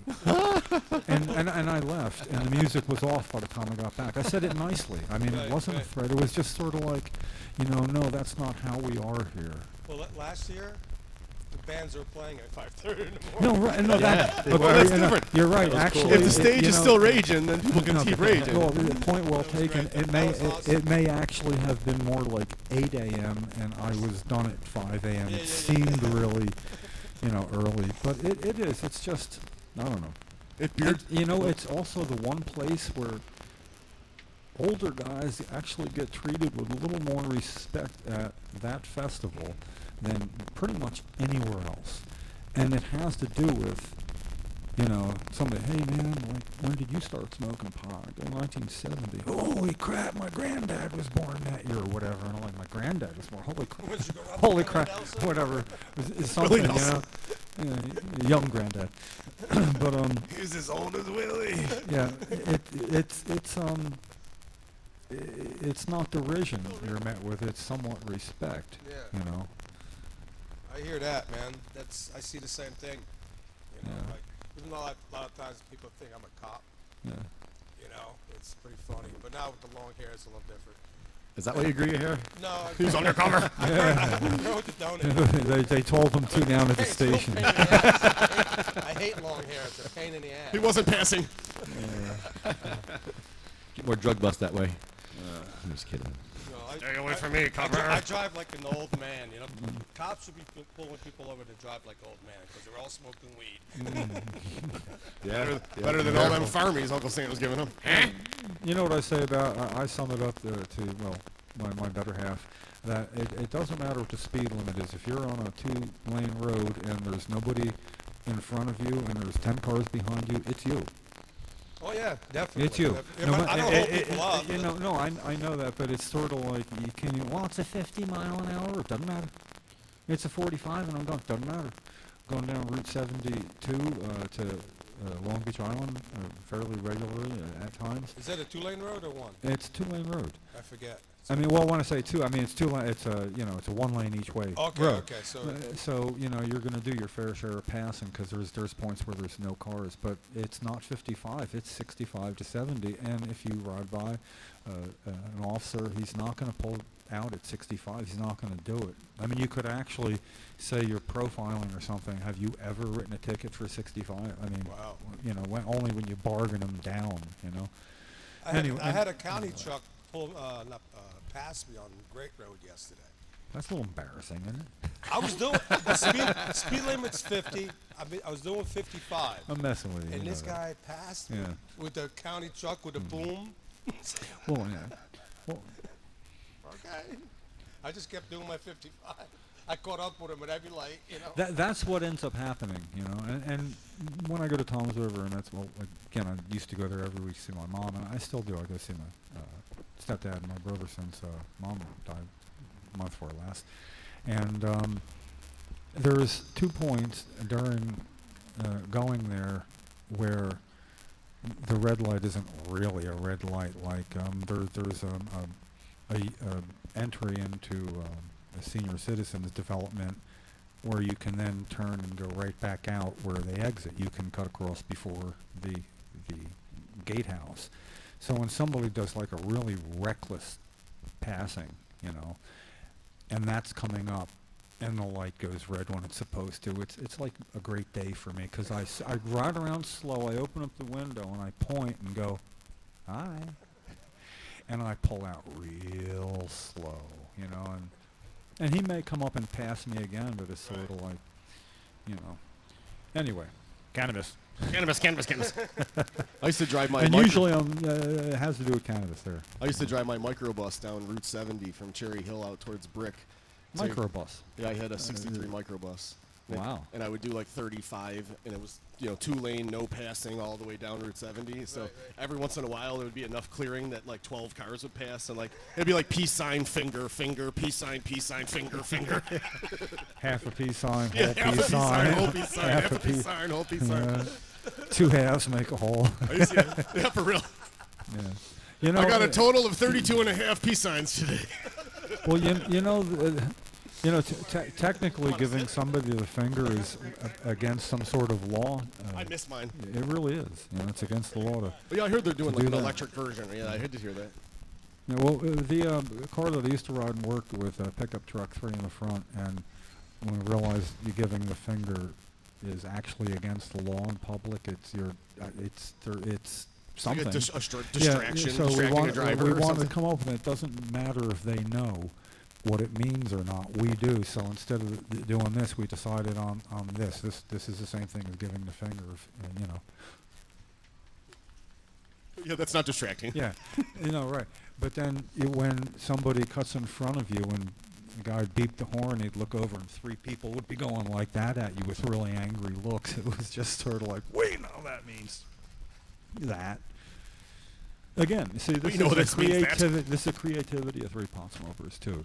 You obey the law, but you find a way to go ahead and say the same thing anyway. There's always a way to say F you. Didn't Ed Fortune want to give the police the finger? Stand at the police station and just give them all the finger I do remember that. as they went to work. That's Yeah. legal to do that, right? I think it is. They're not driving. Yeah, It's not distracted walking. Yeah, I don't know. I love Ed Fortune. I talked to him the other day. He got 60 more days added to his sentence. Do you know 60 that? more? I thought I heard 60. 24. No, 60 more days. Are you kidding me? Yeah, they had the Hold on, to his sentence. He hasn't even had a trial yet. Sorry, sentence. I'm calling it a sentence because he is in jail. But no, he hasn't been charged or convicted or anything. When he is found not guilty, are they going to rewind 180 days so he can relive all of this again? All you have is your life in this world, and they're taking it away from him. His whole summer's been taken away. It's like, come on, man, really? His birthday, Yeah. Yeah. 23rd, Yeah. July 23rd, right? The whole entire summer now. I mean, that's what now 60 more days added on. It'll be into the fall. I got to ask though. I mean, is anybody else really? I mean, this sucks. It's wrong as can be, but is it a surprise? It to me doesn't surprise me that at some point when they get their claws into you to a certain point, this is not a surprise reaction. It's not. It's not a surprise to the extent that Ed was poking his finger at the bear, but I'm not saying he it's should. a surprise for how blatantly illegal it seems in the cross communication between the attorneys good and the point. adding days and there's some conniving shit going on. Yeah, but they're getting away with it. Well, he's black, first of all. And that's what they do to black people in jail, in the system. Yeah, but they're not doing it really to him because he's black. He separated himself from that group admirably. You know, in other words, he gave them more to them, more of a reason. You know, no chicken wings after 11. I mean, that's you know, it's almost like the joke by there, like, you know, Chef John be saying, no wings after 11. You know, it's sort of like if it wasn't for the wings after 11, would he be in jail? I mean, you know, in other words, what started that ball rolling that way? Hashtag Herb Flowers is not a pedophile. Oh, see, now they're gonna, you know, now watch out. They'll get Not. you too. They'll get you too. Herb Flowers is not a pedophile. No, he's not. Okay, I don't even know what that means. But I bet it has something to do with cannabis, right? No, allegedly not. Herb Flowers. Herb Flowers is allegedly not a pedophile. You must say allegedly. Oh, that's right, allegedly. Allegedly not a pedophile. Okay. Got it Is right. now that's a real person? Herb Flowers. Yeah, he's a cop. A Trenton cop. You tell me, nobody Jim. I cares. don't know in this world anymore. Okay, the guy you're telling me it's not his real name though, is it? It's his real name. As far as I know, it is. Come on. Does he live in Long Branch? I mean, you know, Elizabeth, I'll crush you. With El Crusher, yeah. on Elbow Lane. Yeah. You can't make Penny it- Lane. yeah. I love these names they give him. I wonder, you know, These names they give him. When you go to Chester, you see I'll crush the you. exit before we get off. If we're going to, we're going Chester, is State Road 420, and I always wonder how long do those signs last. I mean, on 295, you don't want to take a sign down, but there's got to be State Road 420 signs everywhere, and don't people steal stuff like that? I'm not suggesting it, condoning or advising. I have to be careful how I say this. When I was in college, I played A rugby. friend of yours? I played rugby. A friend? No, not a friend. Yeah. Well, a friend, yes, but I played rugby, and we had rugby rookies, and mysteriously, somehow, they were encouraged to steal a 420 interstate sign, which we then, apparently, however we got it, I don't remember, became a coffee table. There isn't an Interstate 420.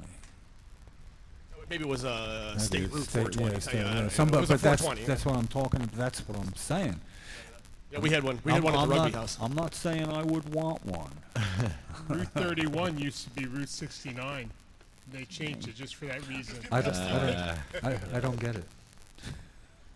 Oh boy, you all got quiet. That was great. State route 420. I mean, everybody. State route 420. I've State been route 420. Yeah. No, it's a cannabis gym, not. No, never mind. Cannabis. Close. Cannabis. So, in the lack of action by the legislature because it's their vacation, I think maybe when they come back, it's all of a sudden it's the election season starts in earnest after Labor Day. Yeah, You know, absolutely. that's pretty much when the commercials start coming out. Yeah, that's the big push. We're going to be like hearing a lot. This is where I wouldn't mind people saying, "Hey, you know what you should do? I mean, we should take part in the process as it relates to this issue." It's getting political, Jim. Yeah. Well, as Jim Miller, a board member of Coalition for Medical Marijuana. I can't really advocate for one candidate or another, but I can make their point of view well known. I like the governor race the way I like my tacos. I'm going to get a hat. I've No always guacamole. I've always said I'm going to do it. I'm going to get a hat. I'm going to put a brim on the back, however I got to do it. And the front's going to say Jim Miller, private citizen, and the back's going to say Jim Miller, CMNJ. And I'll wear that hat now, and at certain conversations, I'll have to turn my hat around, you know. I can't offer that many disclaimers, you know. And That's very political of you. it's regulations for being a 501c3, Yeah. you're not allowed. Got to play the game. Got to play the game within the rules, Monopoly says. Well, we do. You know, I mean, No stealing from the bank. CMN and Jay sign behind us. I don't know how long it's going to be there, but it's there today, you know. You say the medical marijuana program is not good in New Jersey? Because It's gotten better. It sounded a little Monty Python. It got better. It is better, but it is still awful. How Turned so? me into a newt. Give me It two got better. reasons. 2 reasons it's better or 2 Yeah. reasons it's awful? Give me 2 reasons it's better. I'm standing here Oh, today. post-traumatic stress is Yeah, there you now go. eligible. It's allowed on school grounds for children. We're allowed to go sit out there if you're a patient and smoke pot in groups, and everybody Franklin waves at you the Custovich demarcation line. just don't drop your jar. Yeah, don't drop a jar. Don't drop your jar, and don't throw Don't it look at me. down. Yeah. You dropped the jar. I got Rim stenosis. shot. That's No not my states. fault. Not my fault. I got an illness. I didn't say it was your fault. I got an illness. But the reason I asked, because a good friend of mine's ex-wife just found out. Actually, she just had surgery. She, same thing my wife had, glioblastoma. And so she's going in for the medical program, unlike my wife, where we refuse to go into the medical program. Yeah, you take But care anyway, of so it. she's starting the program with Dr. Doss out of Hillsborough. And that's the guy that threw me out of his office. Really? Bad start. And that's when I gave up. That's when I gave up. Where is she? I mean, is She's in Hillsborough. has she already started the process? She started the process, I mean, and getting her car, she's had her first visit, and she's at her first visit with this doctor, Dr. Doss. And then her ex-husband is going to try and get the caregiver yeah. status. Which Is this doctor willing to expedite this matters? I mean, the 3 visits can be done in a week and a half. I think he is. I think he is. I'll have to ask my friend. I don't want to mention any names right now because I don't know if they want to. Right, no But names. even if you look on Facebook, I shared their GoFundMe and stuff. So. You know, I thought you guys were card holders. No, Really? really. I don't believe it. I don't believe in it because they should be grown like tomatoes. Absolutely. I agree with you. Yeah, well, you but took care of things anyway. Yeah, I Yeah. took care of things Yeah, anyway. I mean, so, yeah. I went around. We don't need a stinking badge. Like tomatoes. yeah. Hey, listen, I was already being deported anyway. So what difference does it make? You're being deported. I was. Oh. Not anymore. I might be now, but We He might was not- making the sauce. We might not be the ones to hang out with, and you know. well, I'm not doing anything illegal. I'm just talking. Oh wait, Well, I'm yeah. not a citizen, so I don't know. Maybe I can't talk. Oh, God. You're not a citizen? They got more rights than we do. Oh wait, hold on. Rewind. No, I need to actually set up a drum for the rim. Okay, shots goodbye. going here. You better go now. Just go. Just go. We'll cover for Run you. away! Just run. Just run, man. We'll Who, cover for you. who, Mario? Yeah, I'm pretty sure he lives in Elizabeth. Yeah. But I That'd be did you. take care of a citizen for 3 years, so. Yeah. Yes, you sure did. Yeah. No, we'll vouch for you. I don't Yeah. know if it It's was more than doing the it- government it was does. doing I want to anything thank good. you guys for the warm welcome, but I do need to leave. Yeah. And Well, good to see you. Yeah, it see was, you next week. it was great to see you. Good to see you We will. guys. We too. will. Very be, good to see you. we will be here. Yep. Yeah. And I'll be back. I'll be back. I'll be back, Alfredo. We'll let him go. Great to see you, Hey, man. can you walk away for a minute? Sure. Yeah, he can. He loves to walk away. I always do. He's looking for a reason. Matter of fact, I think he probably paid you $1 to say He that. probably did. When I get up, tell him I have to go with you. Call me. No, they'll see. Okay. You know. Please say I must walk away. That's a James Gang song, isn't it? That's never been. Yeah. It's- And walk away. yeah, that's one of their biggest. Okay, this has never happened before. I know we got clips for that. Clips? I kind of like it though. Yeah, I have a flag. Yeah, we're outside, man. You got to go along with this. The breeze feels good. There's been days that it was really hot out here. So. Wow. Ooh, did you hear that? It was actually. It was towel saying whipping hello. you. It was saying hello on the microphone. That was awesome. The flag was like, "Hello there, I'm here." Yeah, I don't know where the rest of those clips are. I found one right here. We have one clip. Oh, here's another clip. All right, 87 podcasts. We got to get it right eventually. One day we'll do this right. Yeah, so an actual Thanksgiving podcast is actually quite a possibility. I have a sick and depressing feeling in my stomach, like I might miss it. Yeah, no, it's a podcast. Tune in. Well, yeah, I'll definitely tune in. You know, we'll be taking calls. Maybe I'll be here. I don't know. We'll talk about whatever we want. It might not be cannabis. You know. Well, it's Thanksgiving. We're not free. Who knows? We may have a band. Ooh, band even. Now I'll be. Yeah. Now I'm very sad. Actually, come to think of it, we might. I mean, there's no reason not to. You know, I'll play some guitar. Jim Miller on the guitar. Yeah, I want to set that thing up one time. I'm not a guitar player. I'm a person who's been practicing and trying to learn the guitar for 40 years. And, you know, after 40 years, you actually, if you got rhythm, yeah, I'm okay. I can, you know, I could play one. You should come party with the kids on Saturday. Why? It's a Sensorium Arts and Music Fair Festival at the... Well, that's when I know that I'm not a musician when I go places like that. You know, it makes me not want to practice. Well, you want to hear the other musicians play.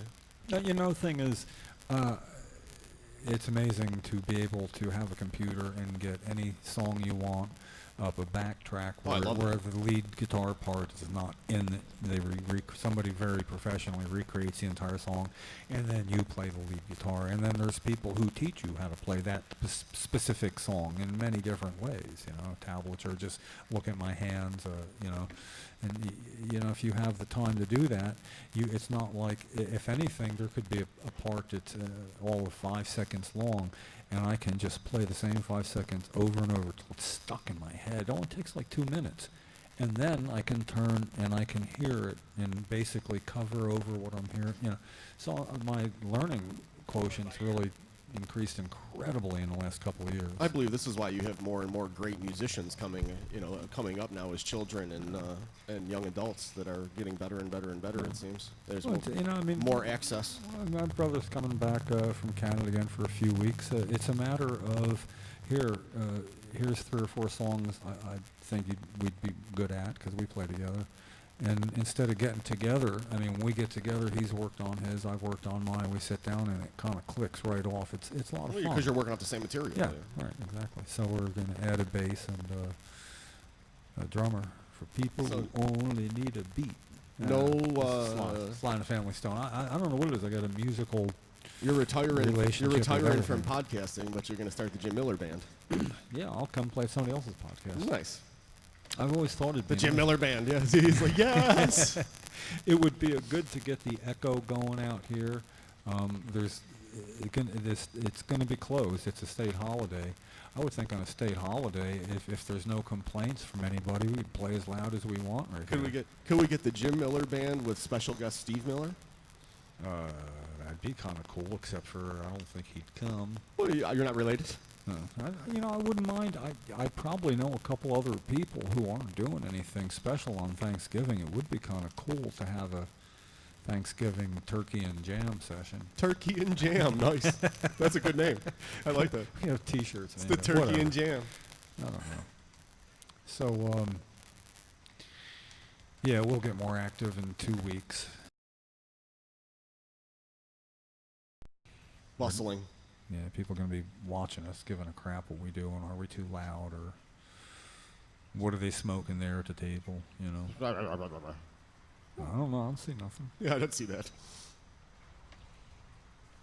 Too bad we can't do that right here. Well, we can't, though. I already got yelled at for badminton last week. Yeah, this is true. You really can't. No, I would never. Change the camera angle. You're not allowed to put holes in the ground. Yeah, no stakes. No stakes. No, you can't. Right, that was what it took, you know. I couldn't argue with it. I was like, oh, fine. Well, you knew it was probably going to happen. Yeah, you knew it was probably going to happen. Well, yeah, we had our fun. But that's how you find out. That's the Stephen Kusplitch way of finding out. Yep. And how does Lefty put it? Better to beg for forgiveness than ask for permission. Yeah, absolutely. Because you get away with it then. Yeah. And we got an hour of badminton on well, State House lawn. this is what I call that plausible deniability. It's like, you mean we can't do that? Oh, okay. Yeah. You get to say that once, you know. She said, I have to break up your fun. And I said, oh, but we have a permit. Yeah, And right. She just kind of laughed at me. Yeah, I had the right. helmet on. She just kind of laughed at me and said, you're not allowed to put holes in the ground. I was like, the stakes are the problem? Yes, and it says right. It's right in the paper I got today. It's wherever it is. It's right. It's in there. No stakes. Yeah, no stakes. Yeah. And but they all admit, they say, well, when they have 500 people there's people all over the lawn, No, yeah, no stakes is so you don't put a big giant party tent up Well, with the big stakes. we first petitioned to have a permit out there on the lawn by the road, and that was denied because we do come back every week and on and on. And I don't push them for stuff like that. No, if it's a matter of we're going to be tearing up the lawn, then no, I don't want to do that. I always start out with the disclaimer when talking to them. Of course, we're going to do whatever you ask us to do. However, I got to let you know how I feel about it, and they're fine with that. And I'll lay out my logic, and we'll say we can see how you feel that way. Nonetheless, I have a list of somewhere. That reminds me, we went to Oak Lynn Courthouse for the court the one day for a patient that got arrested.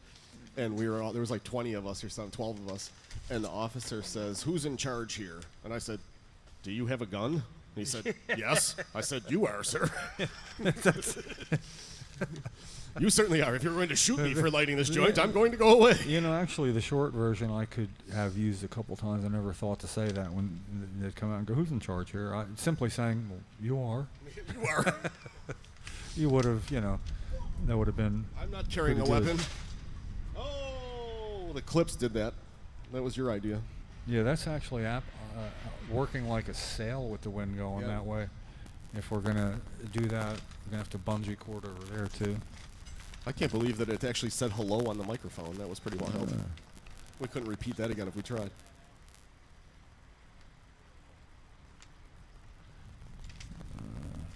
Actually, I don't Cannabis. see that. What are we doing here, I don't see that. I was looking to see it. You're off the rails. About the stakes. No. About the stuff. We're looking for the detail. This is the permit. We're looking for the specific item. Here it would be. Signs, posters, banners, placards, the like, used gatherings on state capitol complex shall be made solely of paper and cardboard. We're good. Frame, no metal. Nor should it be self-supporting affixed or leaning against a building. Remember, we used to put them up against the building and the railing a couple of years ago. We had that all. Well, yeah, up front, yeah, absolutely. Actually, it actually started looking like a baseball backfield there for a little while. It did, yeah, like the outfield. The outfield, yeah. A good little league field would have, all their advertising. Yeah, there's lots of signs out there. Well, it was the first podcast of the second year where the rule was changed and changed with it, From my point of view. And that was the very first year podcast when it was the outfield? Well, that first was just the third year, so yeah, it was just 2 years ago. And I don't think we had it all last year either. No, yeah, no, Seems like last it's been year. a while. No, Yeah. last year with the cones. Oh, yeah, that's right. The cones was last year. That's right. And now, without doing the cones and without doing all those signs, my job is so much easier to load up the car and do this. It has been. It has evolved. It's been different every season. Where you had the outfield of signs the first year, and then you had the cones last year, and now the annex with the fountain this year. I do not argue with changes that make it easier. With the for big me. Sativa Cross sign too. That's new. What's that? Yeah, he had such a nice one made up to a professional sign that I don't know where it went. He had it at the end of last year, and it somehow isn't here this year. I don't think I ever saw that. This is the only one I know. Somebody just made one up and donated it. Isn't that Joanne that did this one? Yeah, but this one was a perhaps 2.5 by 2.5 foot hard. Oh, no, yeah, I don't think I ever saw hard that one. foam, professionally done. I mean, nice. Like you could knock on it. You could hear it. It wasn't like foam. It was a hard surface over some rigid foam or something. It was a hard surface. It was so- what the guy did for a living. He came to a coalition meeting Nice. and he showed up and said, here, and he disappeared. It happens. I know. That's I love those people. I mean, I don't want them to disappear, but I love when people show up with stuff like that. I don't want anyone to disappear. Yeah, no, You yeah. know, except for especially people who provide that kind of service, you know. People want to, Have that ability. they want to participate in their own way, and that's a good way. That's a cool way. That was good. He made a couple things of his own volition. It didn't cost anything, but you know, to have a sign maker and somebody like that in the fold when you needed somebody, and you Take know, part, right? yeah, Take part. That's a great way to you take know, part. an offer of paying expenses. You know, if somebody says, "I'll volunteer my normal professional fee to make up a professional sign." Yeah, we could use that. We're budget as can be. Coalition don't really have a lot of money. We don't properly fundraise. And I fund myself back and forth to tolls and stuff. It's no big deal. It's worth it to me. It's my get out for 2.5 years. It's been my get out of the house to try and get healthy. So it's been worth every dollar and cent to me. well, this is not going to be ongoing after this year. So basically, I want to guide it to a comfortable, peaceful ending. Yeah, absolutely. You know, kind of podcast hospice. You know, Podcast hospice. Yeah. See if we can do it right. Left Tina sat back down. That was good seeing Alfredo. You know. And it's gonna be tough when you lose your. Did you see Dan from Delaware's wife passed away too? Was it expected? Dan H. Yeah. He was there when we went down to Delaware for the INE tour. No, I hadn't heard that. Yeah, I went yesterday, I guess. It's been a bad stretch. Oh man. Did I hear? I saw the paper. Was it a senator who died of a heart attack? A state senator. Here in Jersey? Yeah. Oh, no, I didn't hear that. It might have been Jim Whalen. I don't want. Yeah, I think it was Whalen, right? Oh, no, I didn't hear that at all. Man, that's too Yeah. bad. No, it was really just sudden, recent, sudden. I'm sorry to his people. Love and Well, he was a supporter. You know, he wasn't the one who would write the bills, but I believe, was he also on the health committee? He must have been. I mean, I don't know how else I would remember somebody as a supporter, whether it was this particular year in the past, but I believe he was. And I'm not the guy to look it up real quick, but so anyway, that's you know, wish his family the best because he's a supporter, and even if he wasn't, well, maybe I would. Very sad business, Jim. Yeah. And you know, it's something we're reminded of on a regular basis, how quickly things can change in somebody's life, not for good. And it just brings a sense of urgency towards what we do, and I would hope remind others that if there's something you want to get done, get it done. You know. I don't want to be lying on my deathbed saying, you know what I wish I'd done? Then slap me if you're around my deathbed when it happens. If I say something, you know what I wish I'd done? Just slap me, because I got time right now. We do show up. You know, Ken Walski this week, he's become really busy doing things, representing the coalition, representing cannabis patients. Ken's awesome. He's like, he's out doing stuff a lot. I love it. That's what we need. Get him out there and He's so great. We get such great feedback from everybody too. I mean, you know, who says something really negative about cannabis? oh gee, I'll punch him. Honestly, I will punch him. I don't know that I've ever heard anybody No, say that. And, maybe just me. And Ken has evolved. Just I mean, kidding, just kidding. He'll tell you that we had really specific, separate functions when we started. I was more of a hammer, the total activist, and he was the one who could get people's attention by being a registered nurse who wrote the resolution that the New Jersey State Nurse Association passed in 2002, urging the legislature to act expeditiously in implementing medical marijuana law. You can't argue with his experience. No, you can't. And when I talk to doctors like David Nathan and Andrew Medvedovsky,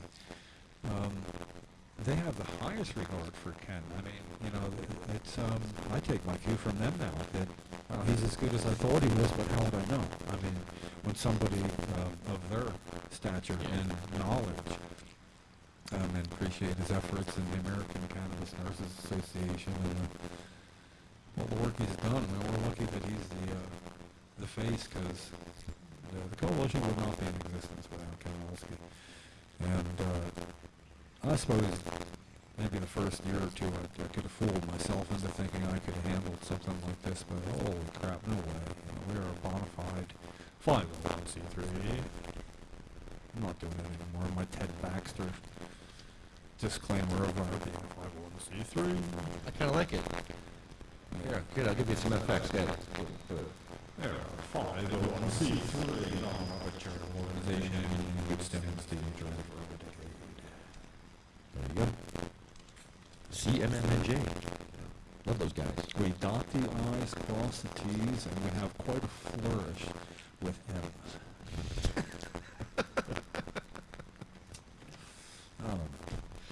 It's your fault. Yeah, and I do look forward to becoming a legal patient. I'm not going to say legitimate. I've been a legitimate patient since the day I fell off that ladder. But I look forward to being a legal. It's going to be nice. And I already understand your need to go out with the ignorances, or to have the ignorances, no excuse tour. And I will probably correlate my own things without camera, but I mean, actually, if I'm out and I needed to medicate, there will be a need to ask for assistance in knowing where to from local law enforcement. You see what happens when you don't ask permission. Look what happens. First time, 70 police stations. Yeah, you were. Yeah, First time. Yeah, it's. You would have had so much. Man, you had so much capital to be gained. I didn't expect it, Jim. No, I mean, I mean, just by going I through know. that there at that time, you know, because they obviously didn't know. Yeah. And, you know, it would have been interesting to see if they came up with. Joe didn't know. Joe didn't know. When Ken and me, the old guys, we found some shade, like as you're facing the building to the right, there's some trees and up, you know. And Joe was checking you out. Yeah, whoever cop came and, you know, checked us out. Like, what were we doing there? Mm-hmm. And, you know, didn't look like he was ready to say, do you have a card? No. He has handcuffs out. He was waiting for someone to light up. Well, you know, anyway, can't go back and redo that. But, I will in court. I'm going to have to. I'm going through the system now, Jim. They're putting me through the system. But I'm not going to talk about it until next week. You're going to do some advance work. Thanks for that. And mark that time in the podcast where you just said that. No, I mean, for me to display, you know, put it in your summation, you know, at 159.07, Lefty says he's waiting on doing anything. Yeah. I was told by two very smart people to hold off on the nuclear option for at least a week until I go to court again. Okay. I'll do that. That's what we are. We're a team, you know, and it's not like it's... Oh, I wasn't including you on that. Okay, yeah. Three people that were really smart told me something. I'm just kidding. No, I don't care if I'm one of those two people. I don't feel like I'm the really smart guy ever, you know. Hey, what's nice about the board that we have at Coalition, I sincerely know I am not the smartest one on the subjects that matter most to us. It's so nice to have people to get this information. It's nice to have, in particular, Ken Wolski, Peter Rosenfeld, and Kevin Harrigan. Peter's the best. Yeah, he is. And, you know, that's what a coalition does. I don't need to be good at what Peter does and what he can clear up, and his pragmatism. It's you know, we have a good team. We're just up against almost insurmountable odds at times. But we do be doing things good and setting an example. And it's kind of fun. I mean, you know, and to the people who accuse us of doing no preparatory work for these podcasts, What you think? Yeah, and what of it? Yeah, and what of it? You know, it's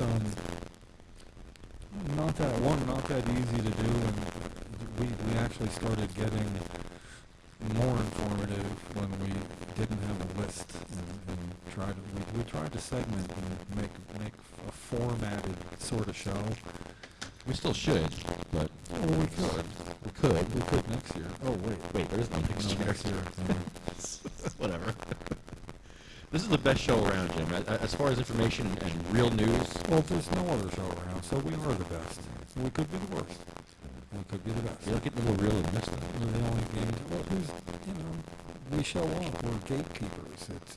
We're literally sitting at the gate, waiting for somebody to walk by when really they're going on vacation. But it doesn't matter.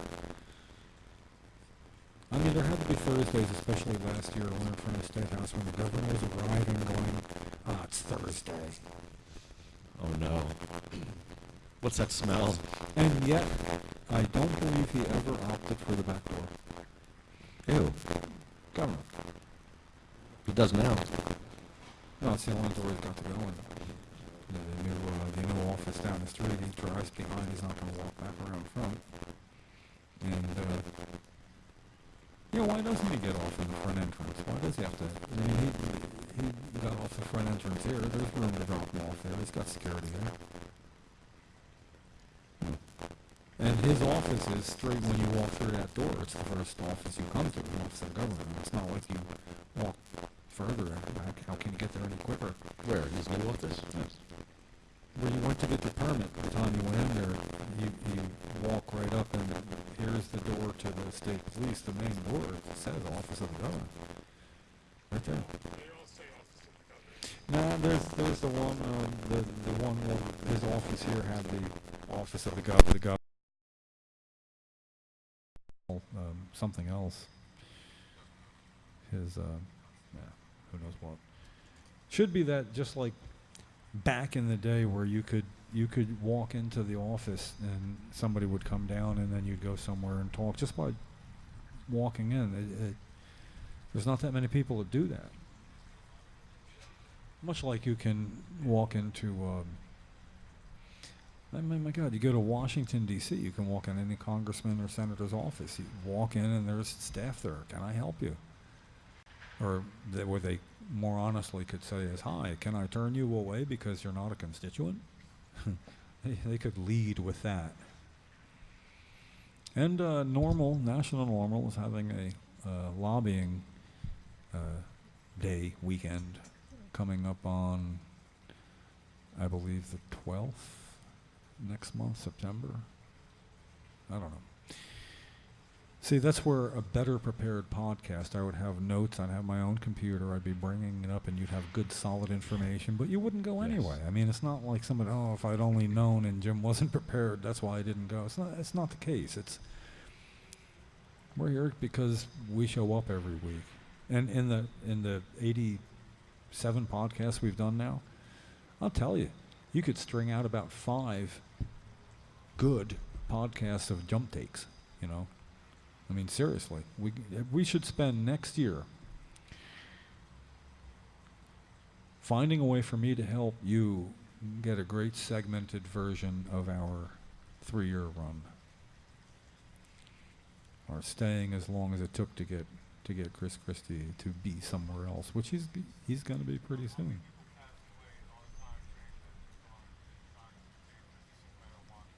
What's that? Come on over. Grab a microphone. I can't hear you. I can't even hear you. I can't grab a mic. Yeah, you got to. I can't hear you. You'd have to repeat it. When you got headphones on, you can't hear Grab that the white one. one. This way we can always hear. It's better. How you doing, Wondered man? about how many people passed away since the medicinal marijuana has been trying and attempting to That's a be good question. Wow. Since Senator Basamo, was it? Yeah, If there are 12, there's numbers. If We there are have numbers. 12,000 Hold on. now, the last year that we have a statistic for, and that may be going back to 2015 because it takes them so Yeah. long to correlate, there were 6,600 some patients who had registered, and a little over 600 died that year, just about 10%. Yeah, 10%, in one the out of last 10. year. So right now, if there are 12,000 registered, if you extrapolated that, and I don't know that you accurately can, but that would mean maybe 1,000 would die in Well, a, gi- each in a year. given year. In a given So year. each- Now that so there's more patients. 7 years, 8 years of people dying 10%, that would be... And the strange part about rough. that is they say how many people are in the program. They use the phrase "in the program," but that's how many people have registered. I don't believe that 12,000 accurately reflects. I think that includes the people who have passed away. I don't know. That's another question we should ask. Those 12,000, are those people alive? All those people?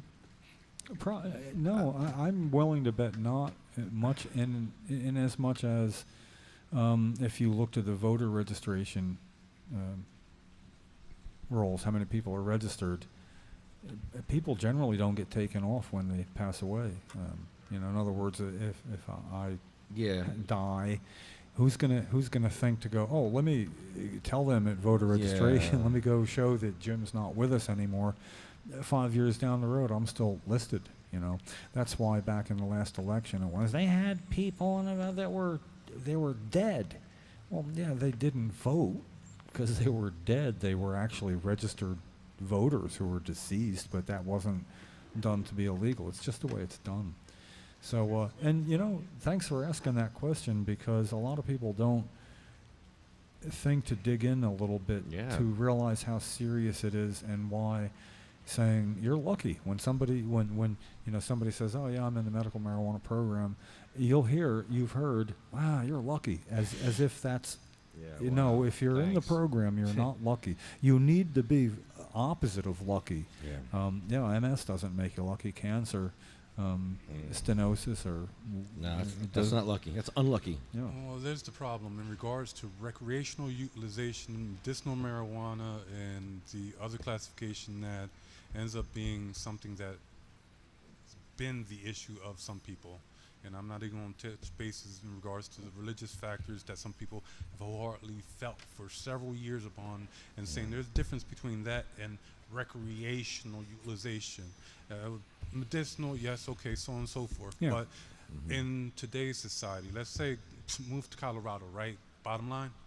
Yeah. Well, they're certainly doing a lot better.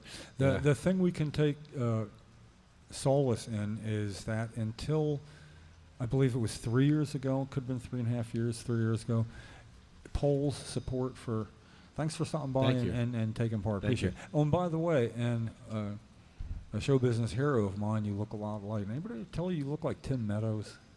No? No, you look a little bit like Timmy, and he's I'm a big fan, so that's why I'm just asking if anybody. If somebody's told you that now, you can't say no anymore. And he's a veteran, so thank you. Yeah, thanks for stopping Thank by, you. bro. Appreciate it. It's right that a lot of people who supported medical, when it was 86%, when we had that first poll taken in New Jersey, I believe 40% was nationally the poll numbers on favoring legalization. For the first time in the history of polling, it became more for than against about 3 or 4 years ago. No, it wasn't until then. But now it's up to like 57%, and it's not 43% against. There's always that percent doesn't know what to think. So it's really got quite a margin now.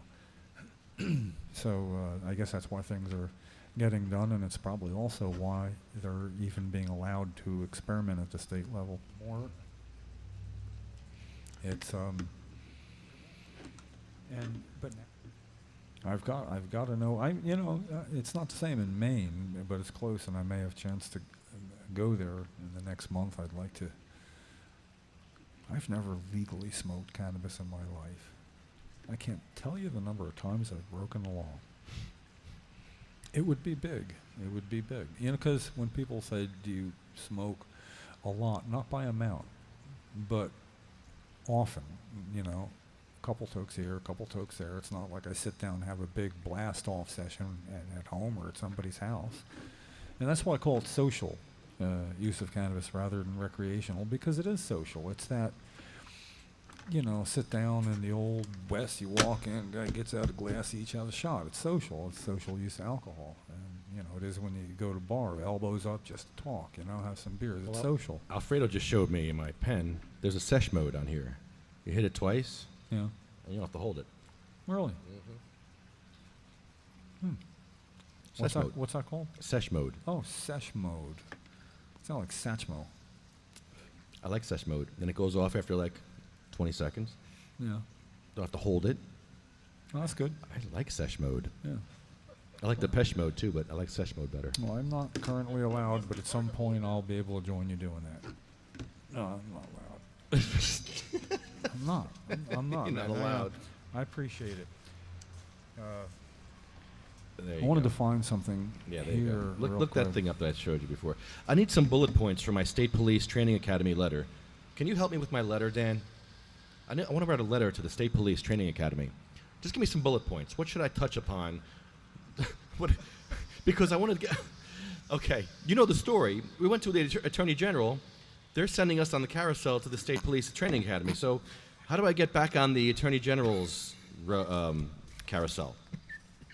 Do I say... Well, you don't do it for a week. Okay, so I want to write this letter, though. So give me some bullet points. What should I touch upon to the State Police Training Academy? Is this to elicit an opinion or to help them with curriculum? Help them with curriculum, and I want to get a meeting with the Attorney General, because this is not going to solve the problem. I don't Okay, think. so would that be two different things? I mean, you want to address the issue with the academy. Okay. Well, they told me to write this letter. I'm just doing what they told me. Basically, I would ask, do they understand the current problem? That right now, the majority example set by the police stations you've been to, they favor the take the marijuana, cite the patient, and let the courts figure it out. Because you've heard that. You can go to court and tell them. Even when they're wrong, that's the easy way out. I mean, it's a Schedule I substance. Somebody's in possession of it, using it, smoking it. They use the plausible deniability. We don't know exactly, so let the court figure it out. And Okay, wait. Slow down. Court figure. Yeah, Cite patient. That's with a C, right? yeah, right, yeah. Cite the patient. No, it could be with the S and then with the C. You cite the patient, and then you cite the patient. Yeah, but you cite the patient at the patient site. There you go. You actually, you could find a way to do that gonna and do let them that. know was that pun intended or not. Pun intended. Yeah. Get it? You get it? So, no, basically, want to know if they're aware right. of the problem, which you can aptly Yes. demonstrate, Let the and court you'd, figure it out. like the opportunity to do so. In other words, if you aren't aware of the problem, I am, after visiting over 60 police stations. 70. Okay, over 70. 70 and O. With video. One. One was. I can demonstrate the problem if you're not already aware that, generally speaking, 9 out of 10 do not know what to do. I mean, Yeah. would you say that's Yeah. about accurate, about Yeah. 9 out of 10? And that you found the one, I forget which it is, the police were very well informed, Parsippany. told you, well, actually, there was changes made in 2014, and then again in 2016, or something like that, and you asked them, they said, great, let me ask you guys something. Did somebody send that information? Did they get that information to you, or did you have to seek it out? And they said, no, we had to seek it out. Right. They said that. Now, That's a problem. You need to find that and say that even when they do know, it's not because they were advised. Right, that wasn't Parsippany. I don't know where that was. Yeah, this is why we Recent. This we- is in the last year, I think. That Yeah, one. because I think he used 2014 and 2016 as examples, So that would be it. And well, look, we do have our Ken Wolski. our face. Our Yes. face has shown up. We Yes. already. You got to go back and look at this podcast, man. You got all sorts of credit for Yeah. all the stuff you do. We went off on you in a good way. Yeah. We thank you. went off. Yeah, on you. I caught it, but yeah, I heard that. I had static for a while. That's why you heard me be quiet for about a minute. I was like freaking out. I hope so. If there's static, please let me know, because I can't hear it unless I'm. It did. Yeah. This is how I have to check the static. Here, this is me checking the static. Stuff you do. We went off on you in a good way. Yeah. Okay, no static. So when you hear that happening, I'm checking for static. Sorry. You know Well, what? thank you. It's always a pleasure to be here. I'm here today with my old friend Earl Simmons. Hey, Earl. He's been living in Colombia for quite a while. And Wow. so it's different drug laws down there. I understand Wow, it's I pretty know- much I know decriminalized nothing in about that. yeah, pretty much decriminalized in Colombia. Here. What's that? They've just, Okay. we're working on establishing Yeah, the put- use put of these on. medical marijuana. Enjoy the show.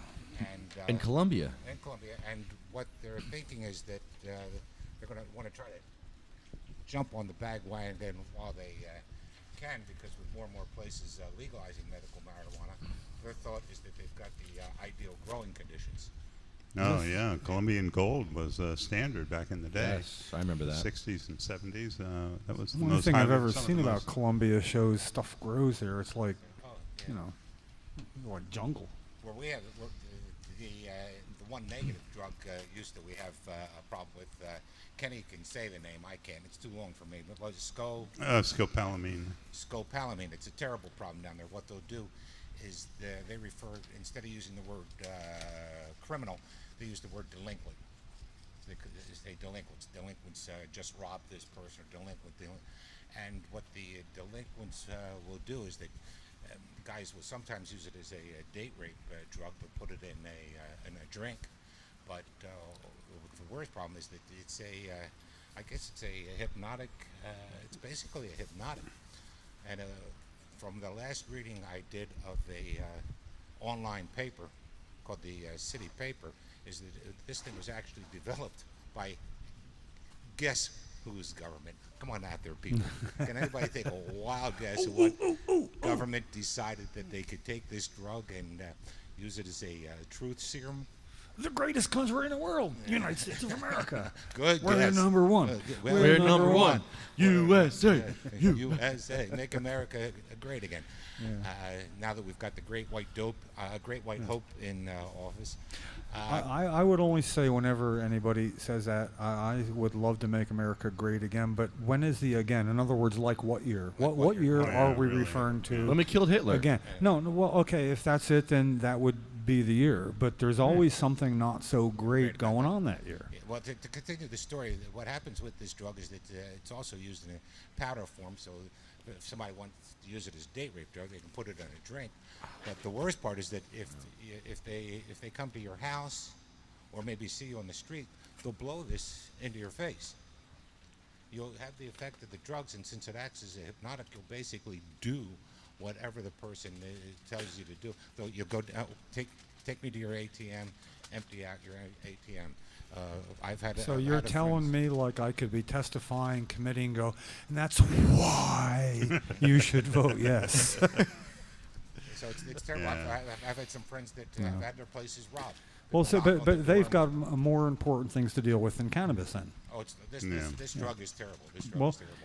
You know, everything being relative, it's sorry it takes something like that to make everybody understand marijuana, cannabis is very innocuous compared to most drugs. Right. Well, the one, Right. the one medical marijuana story that I would like to relate is that my wife was in for cancer treatments, and she was having some really bad stomach pain, so they were coming in and giving her injections every once in a while, and every time the pain got too bad, another injection. So they finally said to us, well, would you want to go on a morphine drip to ease the pain? Well, me not knowing what the ultimate effect of this would be did allow her to have the morphine drip. So she was put on the morphine drip for several days before she died, but about a week before we went on the morphine drip, the doctor did say, well, look, I think if we can get down to Robert Wood Johnson Hospital, that there's a doctor down there that thinks that with your condition, they might be able to do surgery and cure the problem. The only problem was that since she was on the morphine-induced coma, that about the time they were able to coordinate the trip to Robert Wood Johnson Hospital from Mercer Medical Center, that because of the coma, he said, well, now we can't do it. So she died within a couple of days. Luckily, because of the morphine, I'm hoping that she died in some degree of comfort. But maybe if she was using medical marijuana, we could have eased the pain and kept her appetite up. Yeah, absolutely, Earl. Yeah, hindsight is heartbreaking sometimes. I mean, wondering, could it have been better? And, morphine will do the job. And if someone passes away, the side effects become irrelevant pretty quick, and a lot of the side effects are a little more long-term than right then. So, probably better than having neither. I wanted to ask, before I get started, and it's a very short thing, did you know, because turns out I'm about to become a patient myself in short order, and I went to the Department of Health website because I noticed that out of 20 things, one was, where will a qualifying patient be able to smoke medical marijuana? And my disappointment that it had two lists, patients may not and patients may not. It didn't, it says where will you, and then it says where you may not. Well, anywhere where that is not specified, anywhere else. That is not Which is specified. a good thing. So I would assume this would apply to the Department of Health area itself. In other words, wherever somebody could be smoking a cigarette there, according to this, a patient would be allowed to medicate. Right. So what does it say, Jim? Well, I mean, basically it's the Smoke Free Act. Other than that, not operate, navigate, or be in control of any vehicle. Right. School bus, private. It says patients may not smoke in a private vehicle unless the vehicle is not in operation. So that's the only specific thing there, and that was a disclaimer. Parks. What that says basically, if you were in a car in their parking lot and it was not in operation, and for good measure, I would always suggest put the keys in the glove box while you're doing it, just so there's no ambiguity. Because if there were to be, and I don't mean a podcast, just a good old-fashioned, a nice little hold up a couple of signs to the commissioner that we'd really appreciate a decision sooner rather than later on adding the indications. Just, not very. But where would I, as a new patient, be able to medicate? Now, according to them, that's it. And I'm wondering if this short version might be something that patients should be carrying around. I mean, that's the entire printout, and it would seem like even just to give that, I mean, the regulations, the guidelines are voluminous compared to that. Yeah, it's pretty clear, and that's a pretty good summary of where you're not allowed to smoke. Patients don't have time. And so to me, it seems, starting out with the citing the clean air considerations, that they seem to be saying you can smoke where people smoke cigarettes. Unless otherwise indicated you can't. I mean, somewhere it would be, like at You may not have time to whip this out before a cop arrests you, though, and say, "Hey, wait! Nope, I'm sorry." T-shirts. Seriously, front and back of a T. I don't know. I'm just saying. Laminates, cards on your neck. And I actually looked it up because I wondered, okay, what if, and it's a good question. And the last time we had what would be an informational protest there, I think you were there. It was before the podcast. So it was in 2014, and they were okay. I mean, I went down, they said, here's where you can, and all of this, like, we're not looking to cause trouble, but we don't have a good place here because everybody else was already permitted where we wanted to be. And it just seems appropriate to do something like that again, not specifically the podcast, because I don't think they have electricity there. But if we could do that once, I'd like to do it again and hand out information on why it's important, and that we would hope that with the recommendations already being made, that the commissioner would already have been on the job looking into it, even though she doesn't. Yeah, no, you should be able to smoke there. have So to do that. that was a podcast with Jenny Storms when she was there? Yeah, well, no. Or the protest, rather. Yeah, the protest, no yeah. podcast. That Yeah, was. right. Yeah. Yeah. So that was within the first 10 weeks we were doing Mhm, this mhm. in 2014. Right. But now it just seems like we should touch that base with a very genteel sort of informational protest that this is going to be. Well, but Jim, you see, right now they've established certain parameters, and the parameters are that we are now in the public comment period. Right. Now, it took them 2.5 months, to establish this 60-day public comment period, which is very frustrating. When does but that end, though? September 25th. So you can get your public comments into them by September Yeah. 25th about the initial recommendations, which were very favorable from the Medicinal Marijuana They were Review Panel. incredibly great. So Except for Dr. No, who voted no on everything. right. And they're looking to add 43 different Right. petitions. Well, that would say to me that after that, when it's out of the public comment period, Right. it's solely Right. at the health department's lab Yeah. in one person. That would be when I'd want to. I'm not talking about chanting and stuff. I'm talking about just the awareness that this is where it lies right now for all these indications, and if they're going to be approved, and you're going to do it now, and encourage. Obviously, you don't need to have them all at once. I mean, if you know out of those 43 approved Right. petitions, if there's one that's already in the commissioner's mind going to be approved, you would expect that to be, okay, this is approved and these are the ones I'm not sure of yet, or whatever.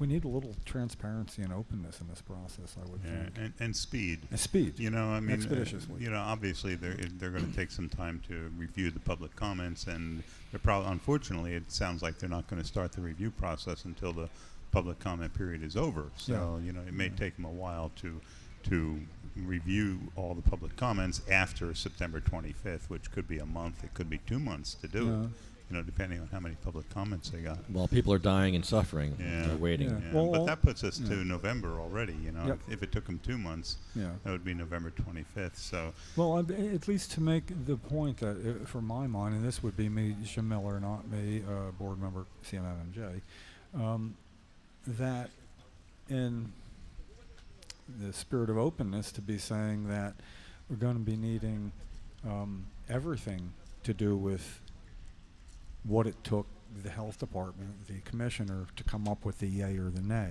That's Open Records Act stuff. yeah. That Well, they will publish their comments in. but I want to know how many days a week they worked on it. I want to Yeah. know. I want to know what sick and hurt and dying people were kept waiting for. Yeah. There may be very legitimate reasons. I mean, this could be a lot of looking into, but this should be the biggest thing on their plate, especially considering opiate abuse disorder would indicate with their number one concern. Yeah, it should be, Jim, but it's just not. When you look at I get I get the monthly bulletin from the health department, and the medical marijuana program is never even mentioned, or maybe mentioned once. Opiate abuse disorder In 8 is years. their number one health concern. Yeah, I mean, yeah. that is. So A state of emergency is what, they're saying over opiate abuse disorder. And if we've had Yeah. opiate abuse disorder recommended by a panel of experts, Right. and this is our number one problem. Right. That's a good point. Very good point. You see what I Jim. mean? Yeah, That's sure. all I'm saying is there is a statistical number that will crop up. If it takes 6 months, there will be a statistical number of the estimated number of people who would have become addicted that would not have become addicted if she had operated it with all due haste. Yeah. And that's all I'm saying is to make that point now. Now, I've made that point in a public comment.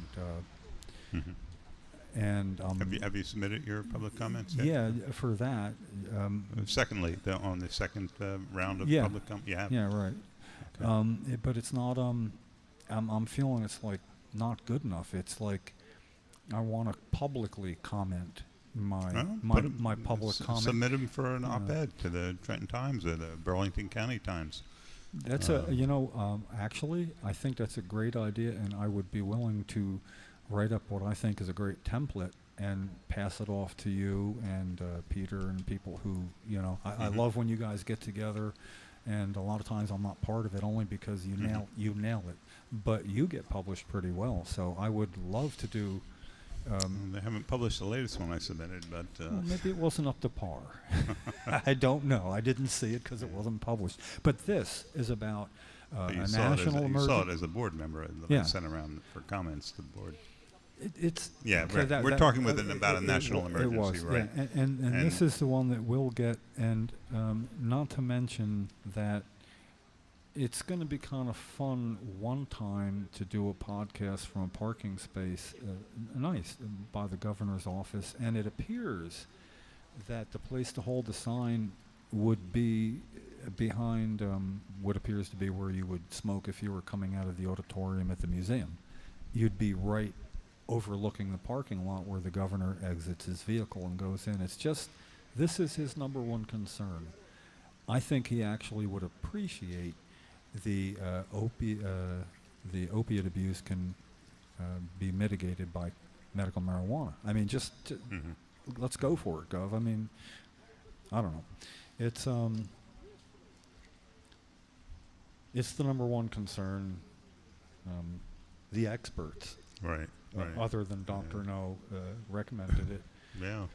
And I Is think it it's 6 out of 7 people. It's significant. 6 out of 7 people said yes. And as well, the national effort, there's apparently been a study commission, including congressmen and my congressman, MacArthur. This was Governor Christie's deal, and he's pretty much the point man. I'm guessing it was never discussed, cannabis, in the national effort. And I didn't hear anything about it. no, being well, but discussed. I've got a congressman to ask. I haven't asked for an appointment yet with his staff. I'm a constituent. It's been over 2 years. I let him know I've been in touch with every congressman I've had since Jim Saxton. And this is a simple question, and your duties as a member of that commission, was this subject discussed? Yes or no? That's the only, it's just a question. It's like a yes or no question I get to go to my congressman with. Normal will make an appointment for you, of course, on the 12th. That's their lobby day of September. But unfortunately, it's the very same day as our CMM&J meeting in the evening. So I'm going down on that Sunday for the normal conference. There's going to be a party Sunday night, and then all day Monday I'm going to be there. But I'm Oh, I thought you were going to say all day Monday on a party. Sorry. So that would I'm have going to been be there all lefty. day Monday, but the lobby day is going to be Tuesday. I was in considering, September, I in didn't know. Washington at the Capitol Hilton. I was considering doing a day trip for a lobbying day. I can't spend the night. It's not in the cards. But Oh, I've got an extra bed in my room, but that's only for the 10th. That's only for Sunday night, not for Monday night. And it's an expensive hotel. It's like over $300 a night. which motel? The Capitol Hilton. It's Oh. about $312 a night, I think, plus tax and all. So. Yeah, that's almost Boston rates. Yeah, it's outrageously expensive. Of course, there are cheaper alternatives, Airbnb places and whatnot. Yeah, well, but, the South Capitol, which is it? It's a national chain. On South Capitol, just under the expressway 395. It's right on the cusp of where it's not really a good area, where there's a substation and the 7-Eleven around the corner, a police substation. It's that kind of area. Yeah. But it's really a nice motel. And if you're driving in and out or public transportation, it's really quick. Yeah, And it's I'm going not- to take the train down. Yeah. Well, I was thinking of, a matter of fact, I think I put it up on the Facebook page, that I was thinking of doing a day trip. I wanted to see if I could fill up the other 3 seats in my car. And it's not a matter of money. I mean, it's not that much for me to drive. For the 12th? Yeah, It's to- just the lobby day? To go way early, get together, see how we can coordinate with whoever I know there. I would Then like. get back into Trenton for 7 o'clock meeting? Actually, pretty close. Yeah. Would be pretty close. I'd have no problem with that. I'm kidding. If you that would obviously be the priority, you would have an excused absence from Well, the if- CMMJ meeting. Well, Although it would be great to get a recap of what you did down there. Well, what I would, of course, be doing is I'd be doing my mailman Jim routine. I would Yeah. have my own But your legislators to deal question, with. but your questions to MacArthur, where Yeah. I mean, those are right on. Yeah, I mean, well, that would be part of Right. it. I'll do that at the home office. Mhm. But I would like to ask others if this should be part of the discussion, and apparently it's being left out at the federal level. I mean, I could lobby, but when they say, "Are you a constituent?" I have to have a letter from a constituent where the first request is, "I'd like you to talk with Jim Miller when he hand delivers Right. this to your office." Right. That gets my discussion going. Otherwise, they say, "I'm sorry, you're not a constituent. Bye-bye." Mhm. And actually, for lobbying day, I'd like to introduce that. I wouldn't mind showing up in the morning and saying, "Here's a little something I've learned over the years. I didn't have time to impart to you, and it's too Yeah. late to use. But consider doing this because none of you can walk into this congressman's office if you're not a constituent, but I can because I get a letter." And you know what I like to do? I fold it up in thirds and put it in my pocket because it might not be necessary, but it always is. And when they say, "Well, if you're not a constituent," I like to, "Let me whip this out," like Blazing Saddles. It's just one of my favorite parts, But I do. I whip it out, and then I point to the part, Jim Miller, and I say, "Hi, that's me." And I say, "So now basically you can not grant your constituent's request and turn me away," which is, for me, I get around what I got to do quicker. I'd almost appreciate it. But I'm here as a sense of duty, and if you can have a staff member talk with me, I'd appreciate it. And it's fail-safe so far. No, one place it did fail. There's nobody available. And I got glared at. Ooh, I got glared at. It was horrible. So what else is going on? But just as an aside, we have our CMMNJ TV that we're taping on Monday, the August 28th, from noon to 4, assuming Lefty comes. And Nothing goes on without Lefty. but I just found out today that Senator Cory Booker is not going to be there. I checked with his appointments secretary that I've been working with for a couple of weeks, and I found out today that he just can't make it. I mean, but he did try, and we did, and he said he would keep us informed for future possibilities to arrive at the podcast. How about the other senator? Is he At available? No, he's on trial. Senator Menendez, yeah. He's a little busy. They just picked his jury. He's going on trial. Yeah. Hey, maybe he'd want to come on and tell us about that. Yeah. He just has to say cannabis every now and then. Skype. We could Skype him in from jail. I assured Senator Booker that we would only ask about the Marijuana Justice Act of 2017 that he just introduced, and as well as his CARES Act, and that we were both He could come fully on and supportive pretty of those much- acts. Oh, yeah. He could No, talk Senator what he Menendez. He can do whatever he yeah, wants. Yeah, well, Booker's Senator the best. Menendez, right? Booker's great, but Menendez hasn't. I'm not even sure he's a sponsor for the CARES Act. I haven't seen him as a sponsor. Oh. So Well, that would Any be random that'd be a senator. fair question if I do get to Washington. Mhm. As always, I like to stop into Sporter's office, or in Mhm. Cory Booker's case, our leader's office, and thanks for the support. Let them know, is there anything we can impart to anybody I might talk to, and what would you like us to say? And they know that we're trying to have their back a little bit.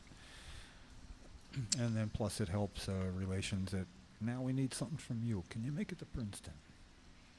Yeah. We have a little favor to yeah, ask. right, sure. Do not refuse. We came this close to having Cory Booker on CMMNJ TV. But I think we will. Yeah, we'll get him. There's other vacations, Mhm. they're in town. Yeah, but they weren't in Washington for this one, but Yeah, he was in this- town. yeah, this would have been a good time to do it, but Yeah. but unfortunately it's not going to work out. But we do have Preston, and let's see, also the possibility of the Happy Hippie showing up again to cool. talk about an There you go. update on what's going on with him.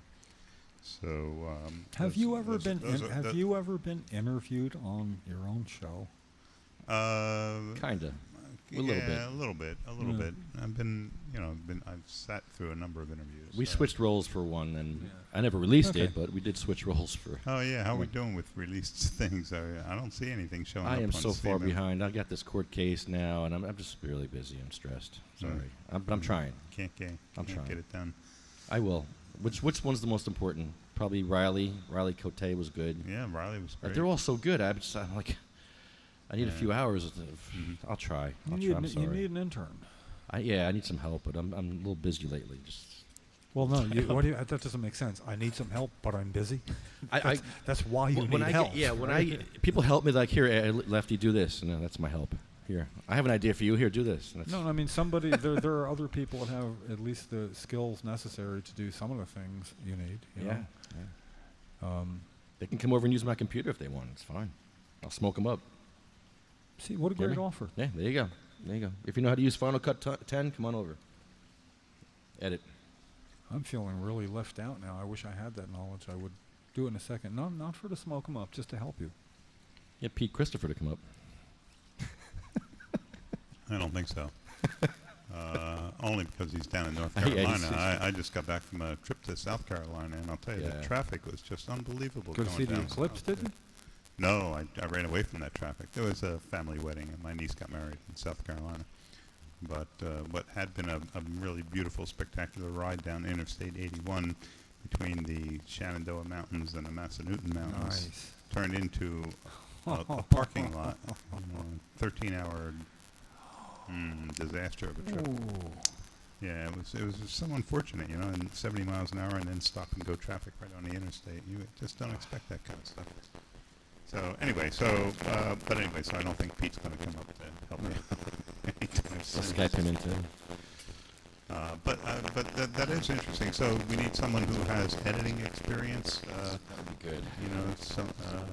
Just to help out a little bit. To help out to get some of these shows on because I'm way behind. Yeah, we've got a lot that are just need editing. So this is the call. People listening. Can you help? I hope I can help paths cross, but I'm so not that guy.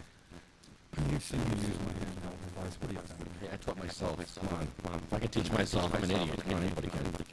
This is true. Hey, all right now. No, anybody can. Jesus. What? You assume the worst. Anybody can learn. Idiot. That's like old news. Oh, I'm twice the idiot. I mean that nicely about myself. So did you talk about Peter's meeting with Compassionate Science? Can we talk about that? Yes. We did. I brought the Peter's review. Yeah, that's Peter's review of Peter's readings. This is the best thing ever. Is there anything out of that you would want to? Can I say it? There's some really good stuff on here. We brought Peter's review. I thought it was stellar. There's 12 points on here. 2 days ago, Peter met with the would you sum up the problem about the THC levels and the labeling and all? Because you got a starting point. Well, we had a couple of people here in the Rogerios who were very concerned about the testing results, and it showed a lower THC percentage in a second batch of some of the specific strains. Well, it's the state of New Jersey that's testing. Not the dispensary itself. No. Department of Agriculture. Yeah, Department of Agriculture. How often do they test you in the ballpark? Well, what does it say here? The Bureau says there's a chance that you can... Well, my point was... Twice a year? So anyway, testing the state did show a lower level than it was on the web, pretty much. Yes. 10% less. So, now, everybody says that, well, obviously this shows that there's, a discrepancy in the testing, and that this second batch was not as strong as the first batch. However, that's just an assumption because the testing could have been wrong in the first batch, and the second batch could have been accurate. Back when I worked in the ICU CCU, right? When I worked in the ICU CCU, we always said, do not treat the lab results, treat the patient. So if you get funny lab results, but the guy looks okay, you're not going to give him all kinds of medicine and treat the lab results. One of the phrases I remember was, have patients been noticing different... Did you notice? Right. Difference, which is everything. Right. Right. I mean, what was your experience with this? Was there something like, oh my God, this is? I still heard. Yeah, right. Yeah, right. I'm not getting the expected result from this. And you know, we haven't heard that. You know, it was all a question of lab testing. So you know, it did bring up the question of lab testing, which George Slivovsky went over in some detail with Peter, and corrected some misinformation and gave out some very good information, I thought. Well, first of all, the very fact that he held the meeting and was open and candid. Who else was it? Who else was it? All of his directors. It says Agita, Ross, Jordan, and Nate. Directors would include the head grower. Right. The patient interface, the grower, the processor, and the lab director. So everybody involved in the process was at the Yes. At this meeting with Peter.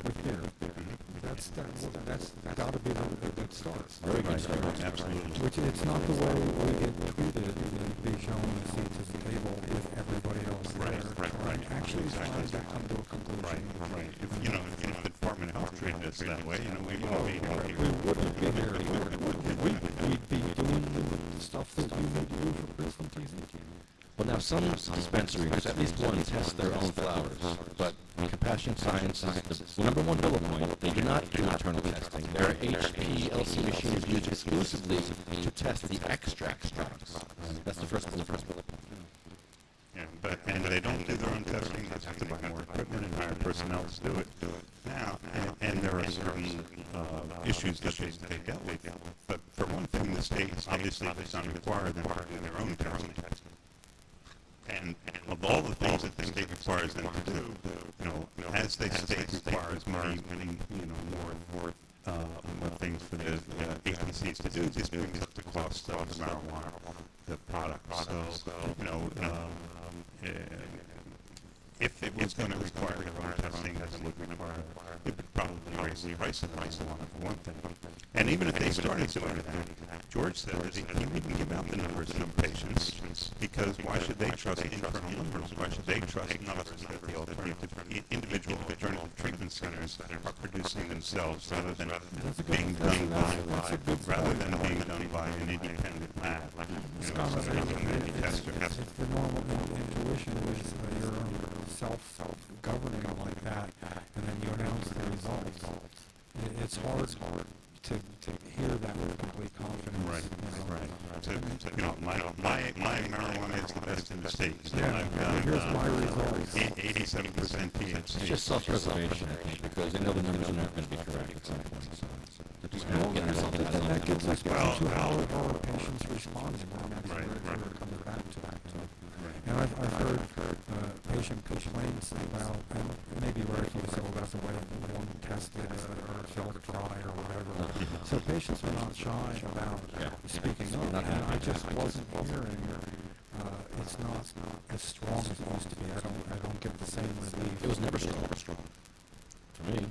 Yeah, for you. Never. None of this. That's what people are going to hear. They're not strong. They cross this stuff with half. Come on, this dispensary is ridiculous.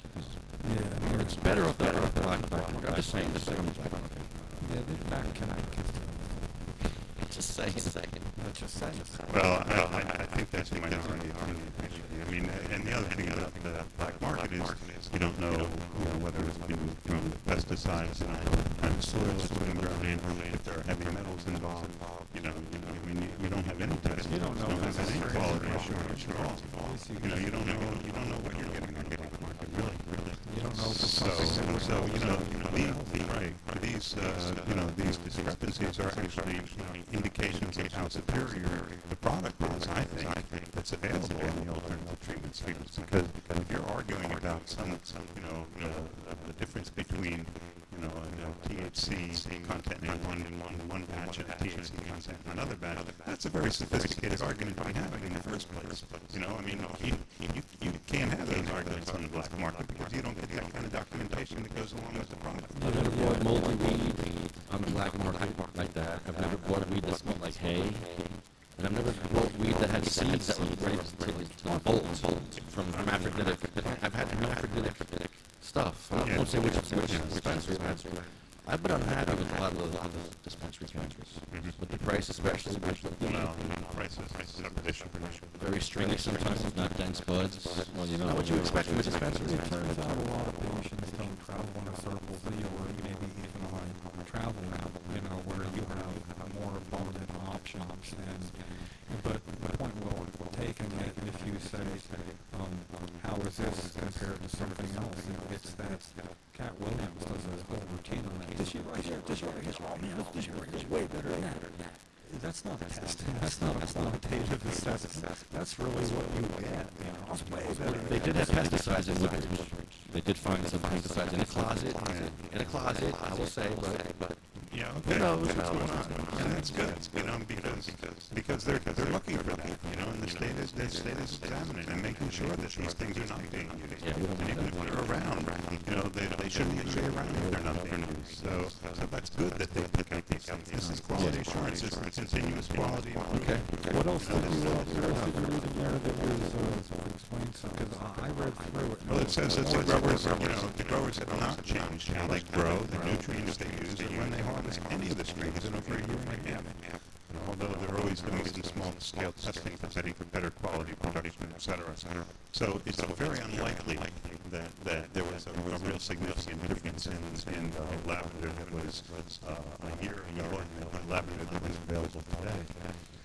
You may notice some minor differences, but this is a living, growing thing, and I think that there are just absolutely going to be some differences. Ken, I bought cannabis, and I made a video of this. I went to Greenleaf in Montclair, and I was so excited because the blueberry up there was the best. It was amazing. I loved it. I've been saying how wonderful it was for years and years. I spent a little extra money to buy this blueberry. It was a couple bucks more. Whatever. I went up there, and this blueberry that I used to love, I used to get one big fat cola of sticky buds. I got these little buds of this hay-smelling cannabis. It wasn't sticky at all. I was mad. I was actually mad when I bought this. So there is a discrepancy with growing. Something's going on. Yeah. It's not. Yeah. Well, and it's good that you pointed that out. How often does that happen? That's the first time that happened in Greenleaf. So I wonder of all the sales that have been going on in the years since 2012, December of 2012 was when this product was first available to patients in New Jersey. How many times have we actually had patients disappointed in what they bought? Now, I've heard yours, well documented yours, and there were a couple of other issues. There was some old one-time compassionate sounds and and there were some questions brought about the THC potency. Bolting, cannabis. So, the fact that we can point to the problems here is an important thing. It's an improvement. It's a way George. Hey, George. Get some work to do, George. I like George. He's a good guy. This is what continuous quality improvement program is all about. The way they invited Peter himself, and he said yes, but the people that they had available and the information he wasn't able to get, it seems open, a little transparent to everybody else we ever deal with, including our friends and the people going the same way with us as legislators. They work with us, but sometimes their work is not transparent to us. It's like we don't find out things in advance that we could have been better prepared for when they're going to make an announcement or things like that. But George does. I mean, he does keep us in the loop, it seems like, and when there's concerns. Right, and he's able to comment on our Friends of CMM&J Facebook page, too. Yeah, and George asked that patients report problems with strains and package weight or anything else to the staff so that they're aware of it, So some problems that George can deal with, but many of the problems, the ATCs have to follow the mandates of the State Department of Health strictly. So, some problems really have to be reported to the Department of Health, that they would be the only ones who can deal with any of the issues. But just having that meeting and being open to to the complaints is comprehensive. It's a good approach, and I think it shows a lot of respect for patients and the process, and for the customers that compassionate sciences sees. Yeah, and combined with Kevin Harry being able to elicit responses from the Department of Health, between Peter being able to get information like this, and Kevin there, and you would getting information where you do. We have advantages we didn't have last year. Yeah, yeah. You know, or the year before. Right. You know, I mean, Right. So we should be encouraging more alternative treatment centers to act like this, you know, and to be more forthcoming and to meet with us to address our concerns officially. Yeah, Julio. Julio. Private joke, but it takes too long. It's a good one, though, right? I know. But thank you, Peter. Yeah, Peter, wow. Peter did great what a work. Great job. And a great summary, too. Yeah. Yeah. Not surprising, though. This is how he is. This is what he does. Yeah. Yeah. Mm-hmm. Very smart guy. Proud to have him as a board member. We do Stephen. have a good team. We were talking about that earlier. Same thing. That's when we were bashing you with kindness, with laudatory remarks, and we were serious, you know.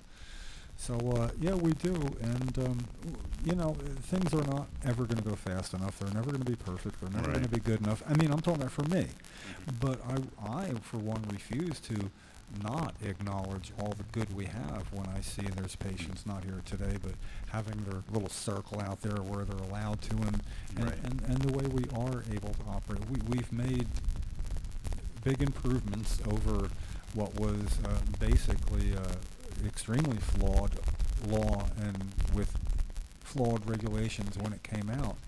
And to our credit, we stay with it. And we show up, and when they have any kind of regulatory oversight committee meeting, you know, we're going to be there. I mean, we take part in the process on two levels. One we are allowed to, and then we kind of force the issue at other times when we need to. So, you know. And so, Jim, you really should post your comments to the public comment period that you submitted to the Department of Health. I will. Yeah, good. So, well, you know, you may spur other people to you know, submit other comments too. And I know Dr. David Nathan, who came to our last meeting, he gave a very good public comment summary in support of chronic pain as a qualifying condition for marijuana therapy. And Dr. David Nathan made himself available and stopped by to Dr. Medvedovsky's opening of his Princeton office. Oh, Yeah. how nice. He was there as well, and so was George. So I mean, it was fun to see all three of them. Yeah. You know. Yeah, I was invited to that, but I was out of town that day. I couldn't make it. Yeah, well, I made it. Did you went up there? Yeah, Colleen asked me to go great. because I would be the one that, when the question came up of does anybody have an idea of what to expect with the new influx of patient potentiality, you know, I would have a good reason to good talk points to anybody. So. Did you take any photos? I didn't see any. Yeah, I got some. Yeah, oh good. Facebook? Yeah, I didn't put them up yet. I'm going to. Okay. I've got technical problems, meaning I'm a freaking dinosaur and I can't get them off my phone sometimes as quick as I'd like. Hi, Cindy. Hello. So, Hi, guys. Hey, Cindy. Hi, Bob. Hi, honeybee. What's up, Bob? And yeah, you're coming in right at 2:01. What are you coming to help us pack up? Hey, Bob. How you doing, buddy? Good to see you, man. Love this T-shirt. All right. I can't hear you. You're off the mic there. And also in the new office, there's the big picture of Tuffy and Ricardo. Oh, yeah. It's really nice. I understand she cut the ribbon at one of his previous offices. I didn't know that, but he has a photo of her in the South Jersey office as well. Office number 4 will be in Morristown. Which Morristown? Morristown, M-O-O-R-E-S, Morris. By the YMCA. North Jersey? Yeah, well, Mount Laurel. Oh, Morristown. Morristown, oh, yeah. right next to Mount Laurel. Oh, Moorestown. Moors. Oh, not by me. No, not by you. Not Oh, Morris. that's right. There's Morristown. Don't worry, he'll be up there. This is a man that wants to have his patients not drive so far. So. What, Andrew Medevsky? Yes. Yes, I thought it was Morristown. I want him as my doctor. Morristown. Sure.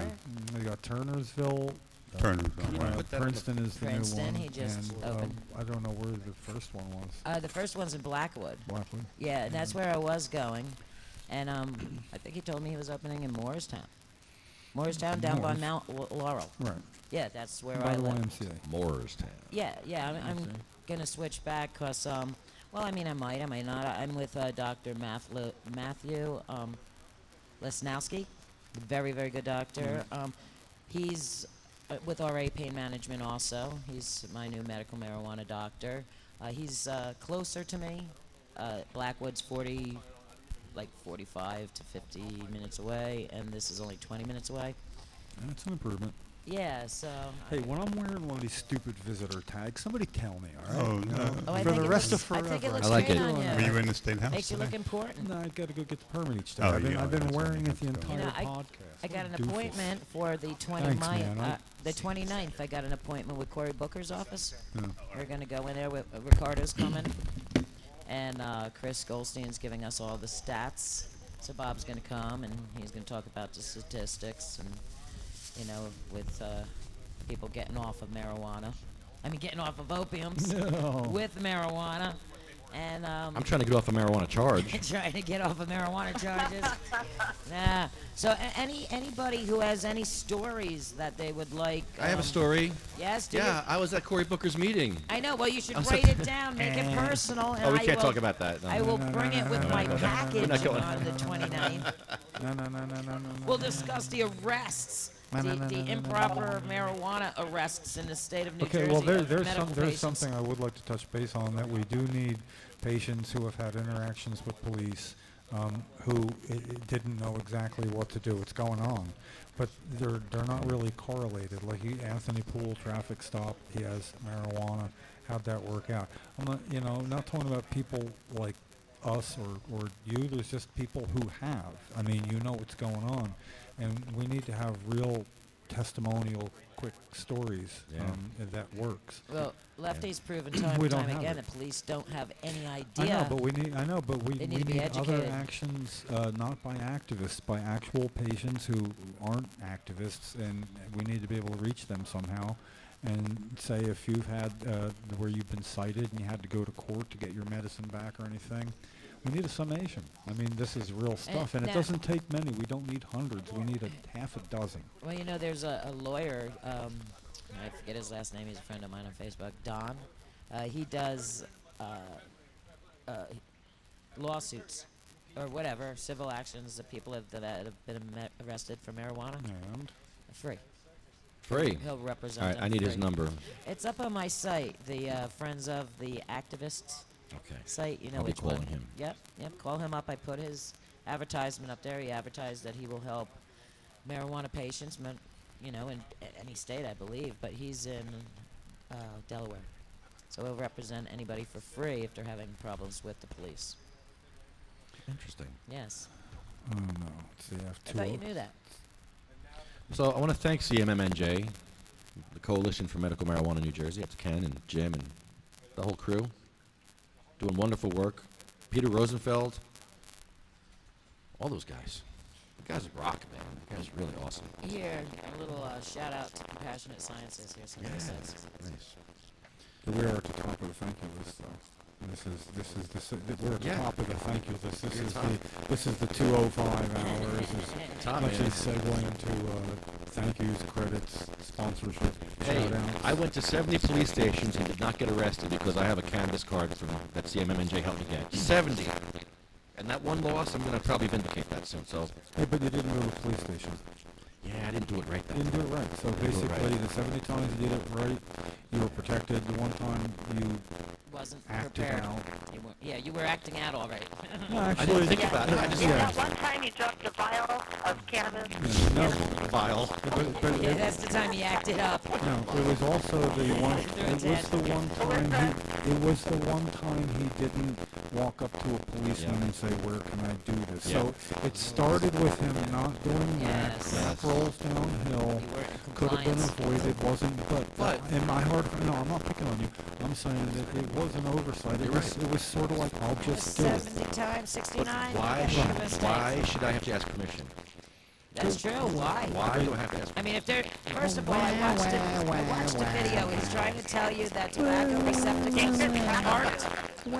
Those I don't sound like that. It's not fair. It's not fair.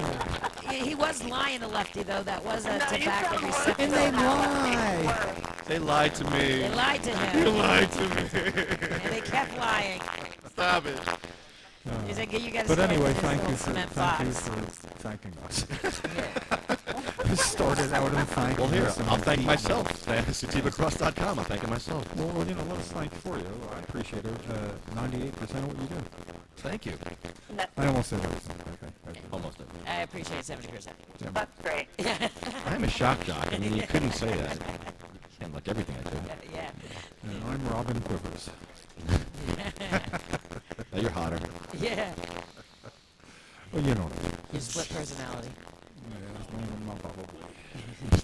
MagicalButter.com. We love MagicalButter.com. I just made some tincture for Michelle. Michelle can't smoke right now because she has pneumonia. So, yeah, she can't smoke. So, we made some tincture for her. Magical butter. And Makes your recipes better. It was great. It puts her right where she needs to be. So, because she needs quick. You know, she can't wait an hour for an edible or 2 hours. She needs, you know, like how Cheryl used to do the tincture. She needs a quick relief. Yeah.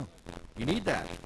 So that's She what needs a bag of chocolates and some coconut oil, and she can make them real quick. Ariel On's waking up at 1:30 in the afternoon. Wow. Yes. Tony's going to do a Tony, commercial what for commercial? everybody. Are you going to dance? Can you sing and dance? Can we watch you dance? All right, Yeah, Tony, here we go. You can dance. Hey everybody, this weekend, Saturday, 1 o'clock in the afternoon, Tweed Sensorium Party at One Commercial Arts Center, I believe it is, in Philadelphia. Check out the Sensorium, check out Tweed, Solar Circuit. It's going to be a good party. $2 from every advance ticket sold, which is only $20, I might add, goes to Rock to the Future, which is a great foundation for children and music information education. And that's how it's done. Okay, also shout out to New Hampshire Cannabis Freedom Festival starting on August 25th through the 28th. Come in and watch everybody out there. We're going to be getting in a lot of trouble, having a lot of fun. People are running around naked with just body paint. Oh. Bouncy balls bouncing off at each other. It's going to be just loud. it's a good thing. Happy Daddy Products. There may or may not be naked people at Tweed's party, I don't know. Oh, she says there will be. Will be. She's planning on it. After party. She's planning on it. After party. I got a problem with this next one here. I got a big problem with this. NewJerseyWeedman.com. And we touched on this before, but he's got 60 more days added to his sentence just because. Just because? Just, yeah, it's a life. It's just your Man, life. he's not smoking a golf. They're ping pong balls. They don't play golf in prison, do they? What should I call it? It's not a sentence. What is it? They play golf there. It's a prisonership of political means. A printership. He had to get a business license in prison? Why is the weed man sitting in prison for 100 and how many days? 180 now. Chicken wings. You can't sell chicken wings after 11 p.m. Only Burger King can sell Yeah. They ruined his summer. They're ruining his life. They ruined his business.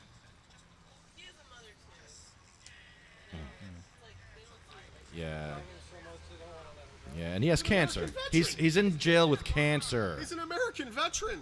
Right. Oh yeah, yeah. Yeah, we forgot that. Yeah, they don't care. They don't care about veterans. No. Just proving it there. Nah. Well, they might not know. I wonder if he'll ever get out. They're just going to keep adding and adding and adding. No, he'll go. So what is the reason for this extra 60 days? Just because. Isn't there a reason? Did he... Stinky cats. Yeah, Yeah, it's stinky as good cats. as that. Oh, you She know. asked for it. Oh, I Doesn't- think doesn't I know make sense. why. I know His why. lawyer Do you know quit. why? Do you So know then why? they added days because his lawyer quit. Now his Yeah. lawyer's working for the other team, so they added more days.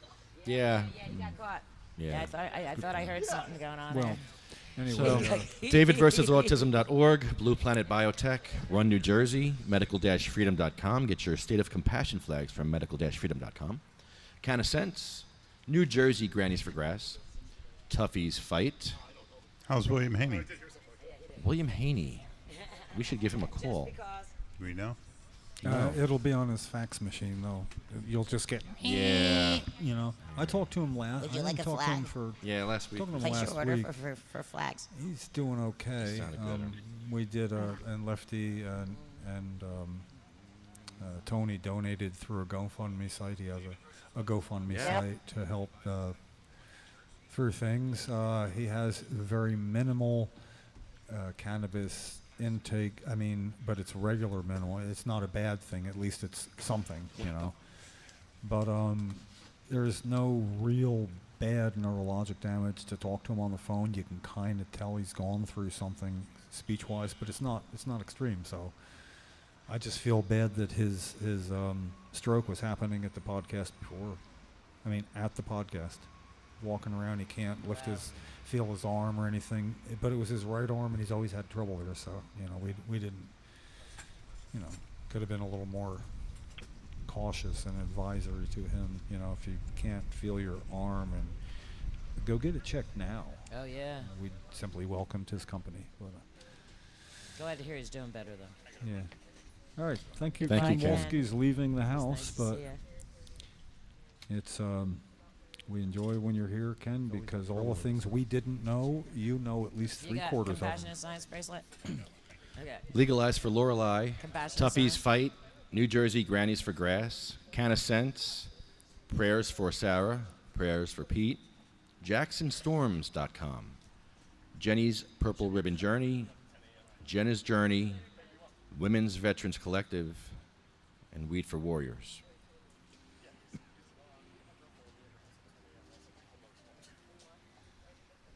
And we did not add William Buckman to this list. We're going to add him right now because he's not here yet. Oh yes, I was just thinking him. I was going to see if you forgot him. I was going to bring him up. You're going to put him on the list. Did you add Ella?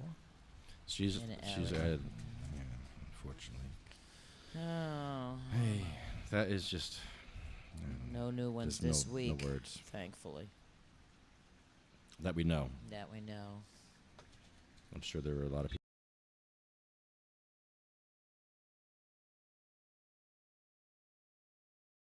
For their medicine.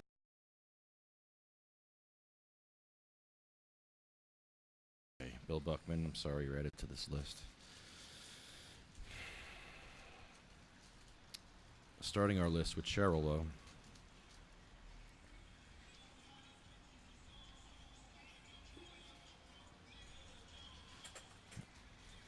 Cheryl was a fighter. And Jim, you always have a story about her. Any story No, today? I realize when you mentioned her name, sometimes I give it a little modicum of thought, but not really. But I would say, in its place of anything well thought out, that on October 10th, which is coming up not that far away, will be the 20th anniversary of her first civil disobedience from her hospital bed out in front of the State House, taking an illegal tincture. And the reason for it, I would also show us how far we've come since then. Oh, yeah. That for multiple sclerosis, all she and I were told were there's no studies that have been done, clinical, acceptable studies that have been done to prove or demonstrate what you're saying. And the reason there were none done is, one, the MS Society was not trying to do any, and two, the National Institute on Drug Abuse was not releasing marijuana for studies people would want to do. So what we did was then, rather than hear there's no studies, we did a study. It was only a study group of one. It was not placebo controlled. She knew it was a tincture. Cheryl took her medicine, and in front of the media assembled that day, before that I lifted her up, and she was like stiff, like a board. You know, you'd lift her out of a chair, she'd be in that exact position and even tighten up. And I put her in an actual real from the hospital bed. She took her tincture, and an hour later she was like wet spaghetti. Yeah. Yeah, so basically her challenge, and mine was, yeah, this is the best test ever done, if it's the only test that's ever been done. So no, it wasn't double-blind, placebo-controlled clinical crossover study of any amount of patients at all, but it's the best study. So therefore, if you want to contradict it, do a better study. And it was so simple in its nature, you know. Yeah. It all started from, well, then why don't we do a study? So, you know, sometimes the simplicity, no, it isn't an actual scientific study. but with little faith, it can be just that easy. And that was 1997. It wasn't a sure thing that we weren't going to get arrested that day. And look, you got it on the list. Now it's a condition for medical marijuana. Yeah, that was right on from the beginning. Yeah. So sometimes it's, again, just showing up. Yeah, like making a most of the difference in the people world on this, knowing you most can. of the people on this list, if not all, have shown up. That's why we know of them and why they're on the list. I'll have a better Cheryl story. Well, for with next the week. I'll have one already. With the exception of Sabina Rose, Yeah. she had But no then- chance. Yeah. But Was she her 15 yeah. months back? Yeah. Man, that's going back some years too. You know.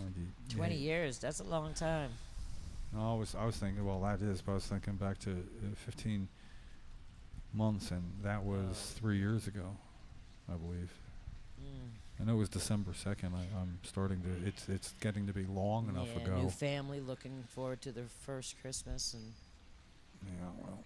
their second Christmas. Right? It was right before Christmas, wasn't it? Yeah. December 2nd. Yeah. Yep.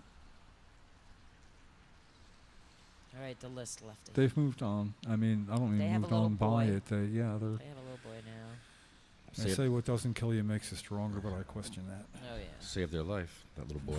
Yeah. Yeah. But the list is too long. The fight should be over soon. Hopefully. Got to get some Some- politics that are for it instead of for all the money and There's always going to power. be tweaking, and it's too expensive. There's always going to be something that needs improving, but it's got to come a time when it's just that available to people, you know, socially, medically. Yeah, where they don't have to worry about getting beat up, put in a cage, being put down, losing everything they have all over a plant. That's good for you. Well, let's look forward to the after Labor Day campaign season. All eyes on New Jersey and Virginia. We're the only two states that have state elections this cycle. Everybody else goes the same as the federal cycle in tandem. We're opposite years state, 1 year federal the next.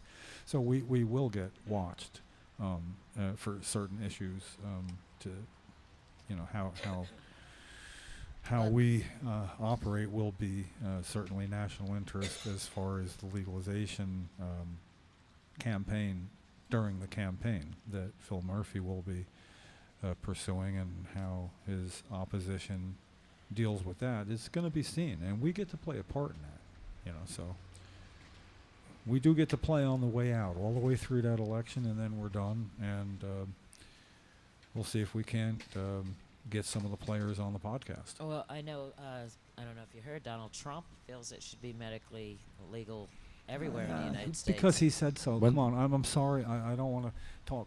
I mean, only myself. You can go on. Did for you whatever just say want Donald about it. Trump? What he says doesn't. No, I mean- read it. I read it yesterday. Okay, but even if you read it and he did say it, it doesn't mean that's what he's going to say tomorrow. It really doesn't. I know Or he's the a next day. psychopath. Or the next. Well, he's all over the Sociopath, charts. right? I mean, Yeah, you he know, is. I'll leave out all the serious accusations and just say Here's that, what they do. You know, here's what I'm for, but here's what I'm against, and not even over a period of time. Sometimes it's just a result of incredible turnaround. This is what he does. He says one thing, then he says the opposite thing. The media picks which one works better with whatever group, like say South Korea or North Korea. Okay, let's send this to North Korea. Let's see how he thinks about this. Who knew healthcare could be so hard, right? Yeah. I don't know. Who knows what the hell's going on anymore? The media, Trump. I bet he opens up a It's all- marijuana It's factory. all lies. Lies are truth. Truth are Right? lies. As soon as marijuana becomes legal, he's going to make a big So sick mall. of it. You know, our real hope is that he Have the is so Trump marijuana busy mall. in other areas and doesn't think this will give him some kind of boost. You know, it's just if he keeps screwing up in that's- enough areas, he may not have time to really deal with the legalization issue. Not really. You know, businessman. What a mess. Yeah, it is a mess. Yeah, but cannabis, that's how Well, it relates to that. Diane Ripatella. No. I bet Diane would have come to the podcast if we were having a podcast back then. You know, ALS, Lou Gehrig's disease, I think one of the scarier things going. You know, and she knew what to expect. That's why she was scared. I hate to say that when somebody's scared before they. their time comes, it's nothing makes you feel more helpless than that when you can't help somebody. Well, and I'm sure she got helped illegally, but she did not survive to see it implemented. Well, I asked Alfredo how he was doing. He said he's scared. Yeah. I said, wait, Ella was scared? He's like, no, I'm scared. Yeah. Why? Being alone. Scared of being alone. I mean, he is alone. Yeah. I mean, he He's- feels alone. You know, He you couldn't- need to get him And he couldn't down help her. here. He couldn't do anything to help her. Yeah. That's a tough feeling, man. Oh yeah. Yeah. And it was over, you know, it was a significant relationship. It, you know, it wasn't like, you know, it's hard when it's just a friend. Right. And having had somewhat of a separation anxiety of a similar nature, I could tell him with all honesty, after everything I've been through and with Cheryl and missing her, I have no idea what you're going through, bro. I mean, you know, people will say, I know what you're going through, and once you go through something, you know, people think that, you know, and we don't know. I'm glad he came by. That's a good step, and he says he's coming by next weekend. And he always used to show up before Yeah. she got really sick. He used to, him and her used to come all the Yeah. time. Yeah. Take part, man. Well, it'd be good to have him back again, and he knows he's around friends when he's here. Those of us who didn't think he's a cop. It's funny that he said that, you know. Well, he had the look with short hair. He you know? did, and also walking around with all them cameras. Well, He had one on his hat, one in his hand. Yeah, first time I met him, that's right. It's funny. Yeah, and yet somehow something about him for me said, this is not a cop sitting here with a GoPro camera in my face talking to me on the steps. A little obvious. And yeah, well, no, but it's sort of like maybe it was just too obvious. It's like, Yeah, right. no, if you are, you're not a good one. You're not, you know, you just blew your cover, I think. But you know, I got to tell you, I didn't want to bring it up then because he's already going through his own thing. But when you'd meet Ella, and the first time I met him, she wasn't like right there. And then, you know, when you meet her, it's sort of like, man, this is just a guy trying to help his wife. You know? Yeah. So anyway, she's on the list. Yeah. She'll be at the end. Gracie, Cindy Mae, Marie, Little Jack from Colorado, Joan Ford, it's William's mom, Randy Robertson, Bill Buckman, Chad. He also died from brain cancer. I just heard somebody else has brain cancer. Who was just telling me about that? Somebody, another person. Oh, Alfredo. I'm sorry, I forgot your friend's name, but Alfredo has a friend That also has it now. that has brain cancer. That Jill, he's Chad was Jill 29. Blastoma, same same time. exact. Yeah. So Chad got to enjoy 6 more months of life because Yeah. of cannabis. yeah, quality of life too. Yes, he had 2 weeks to live when we went over there, and he lived 6 months. His mom couldn't have been happier. And for people who are in a situation like that and they only last that 2 weeks, it's quality of life, like Yes, Lefty it said. is. So if you get extra time and quality of life, that's the exact. If you don't get extra time because something's too far along, the quality of life at the end is everything. That's how people remember you. Oh yes. You know, your last days sometimes are what people remember. And if it's like in my mom's case, it's totally memorable and cool. You know. And it didn't have anything to do with cannabis, other than we were her support team, and we were plenty medicated. Yeah. But anyway, it helps you have quality of life, and Mom had hers irrespectively. But I understand its value, and for some, you know, it's just it's everything. It's what you got, you know. At least at the end, it was as it should be. So serious. Jeremy is a victim of the drug war. He went to jail for growing some beautiful cannabis plants. And put through the system. His whole family was put through the system. His life was ruined. And he died 6 months before he could smoke a joint. Not even legally. He's just on probation. Colette is Jeff's mom. She died from MS. Matt, Troy, Russ Perry, Roger.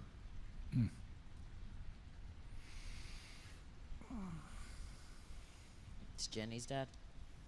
Yeah, Roger Barber. How's he? Wonderful I mean, man. how's the family?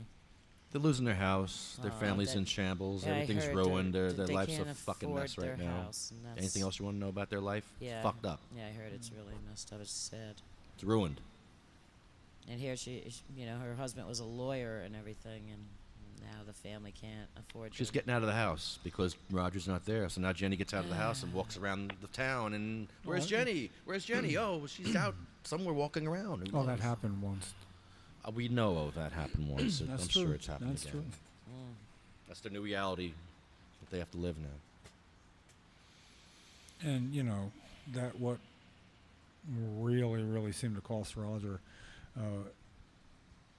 was to the benefit of children who need their medicine.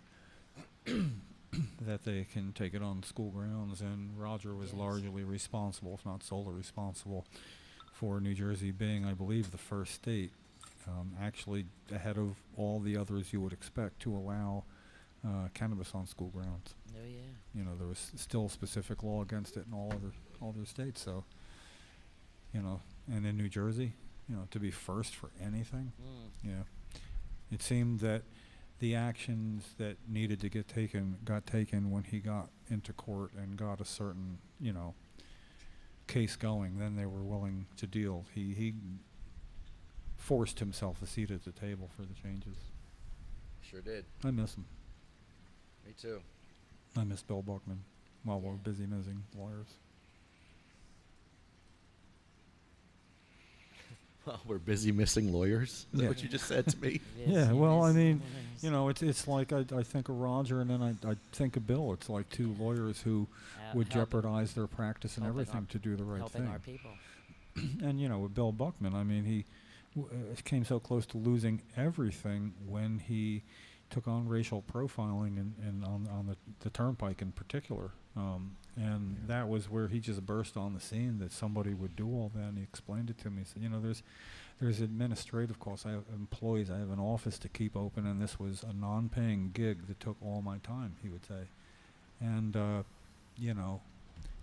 for becoming a lawyer when you're supposed to be making money and getting yours, to be using your expertise and your passion to forego money to make things right for somebody Justice. else. Yeah. Good intentions.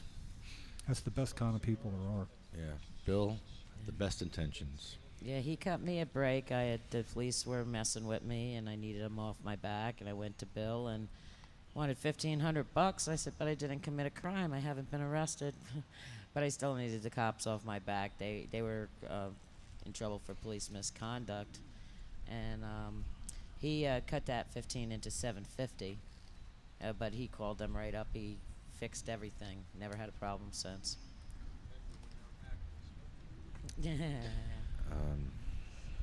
Jay Oleto died from an overdose last year.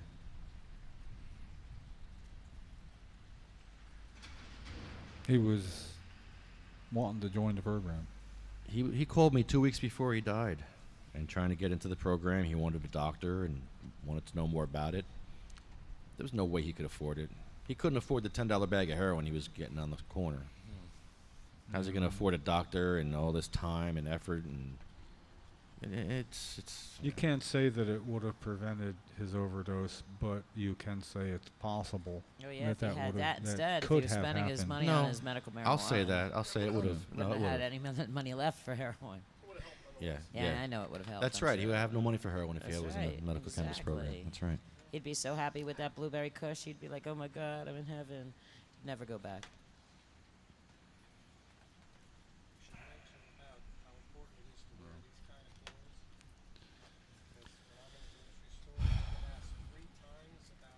Tell me you're done with the list. You want to sit down? Ella Take the mic Bergman, up? Bagelman. How do you say her last name? Bagelman? Am I saying it right? Bagelman? Bagelman. Sounds good to me. It looks like it's pronounced Bagelman, Okay, bagel. We'll clear that up next week. but yeah. I hate that this list is getting longer. I know. Just people we know. Michael Dillon is Honeybee's son. He died from a drop seizure. 26, right? He was a young kid. Yeah, young kid to you and me. Young man. Yeah. I think we depressed Ariel too much. He's got to leave. Okay. Nah, they're not. I don't know. Who's that guy with Well, the then if we didn't notebook? depress you too much, we're not doing our job. Yeah, you should be depressed after this list. This is what want we tissue? do. We Get depress people on should have purpose. tissues here. We drag. We what we do is we swim to the bottom and we hold on to them. Yeah. You know, that's pretty We much do. what we Here's do. tissues. Because we have price to pay ourselves. Wow. Now wow, he's wow. got a pizza. He don't got a. I mean, this kid was your age, Ariel. This kid was 26. You were at 25. Can you imagine having drop seizures at your age and having to worry about that and just living like that? And I look at Ariel and she's a kid. I mean, you know Sarah Weber from You are a from kid. Kansas? She has drop seizures, and she's afraid to leave her house. Oh. She's afraid to take a shower. I can't, you know, how do you live like that? That's what they have to live like. Horrible. Horrible. Was Michael afraid to, like, take showers and do stuff like that, or was he okay with all that, or? No, he wasn't afraid, but we were. We were. Yeah, right. He probably was annoyed by it because we kept on saying, "No, be careful. You know, don't do this, don't do that. Stay home. Don't go anywhere." But he was too independent. He wanted to do it all. He wanted to prove us wrong and prove everyone else wrong, that he could beat this.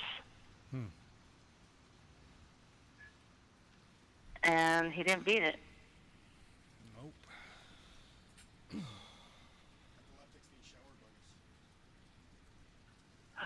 It's very difficult. It's getting close to his birthday, so it's kind of hard for me right now. When's his birthday? September 10th. Or no, September 8th. Brooklyn's is the 10th. Yeah, that's close. Yeah. We will remember him. Yes, we will. All right, honey, just Thanks, take guys. us home, because I'm Okay. Is there any more on the I'm list? Here we go. No, we're done. Just, Ellie? Oh, you did Ellie? Okay. thanks, honeybee. They shall grow not old, as we that are left grow old. Age shall not weary them, nor the years condemn. At the going down of the sun, and in the morning, we will remember them. Oh yeah. We will. We will remember that. We will remember them. Thanks, guys. Thanks, honey. See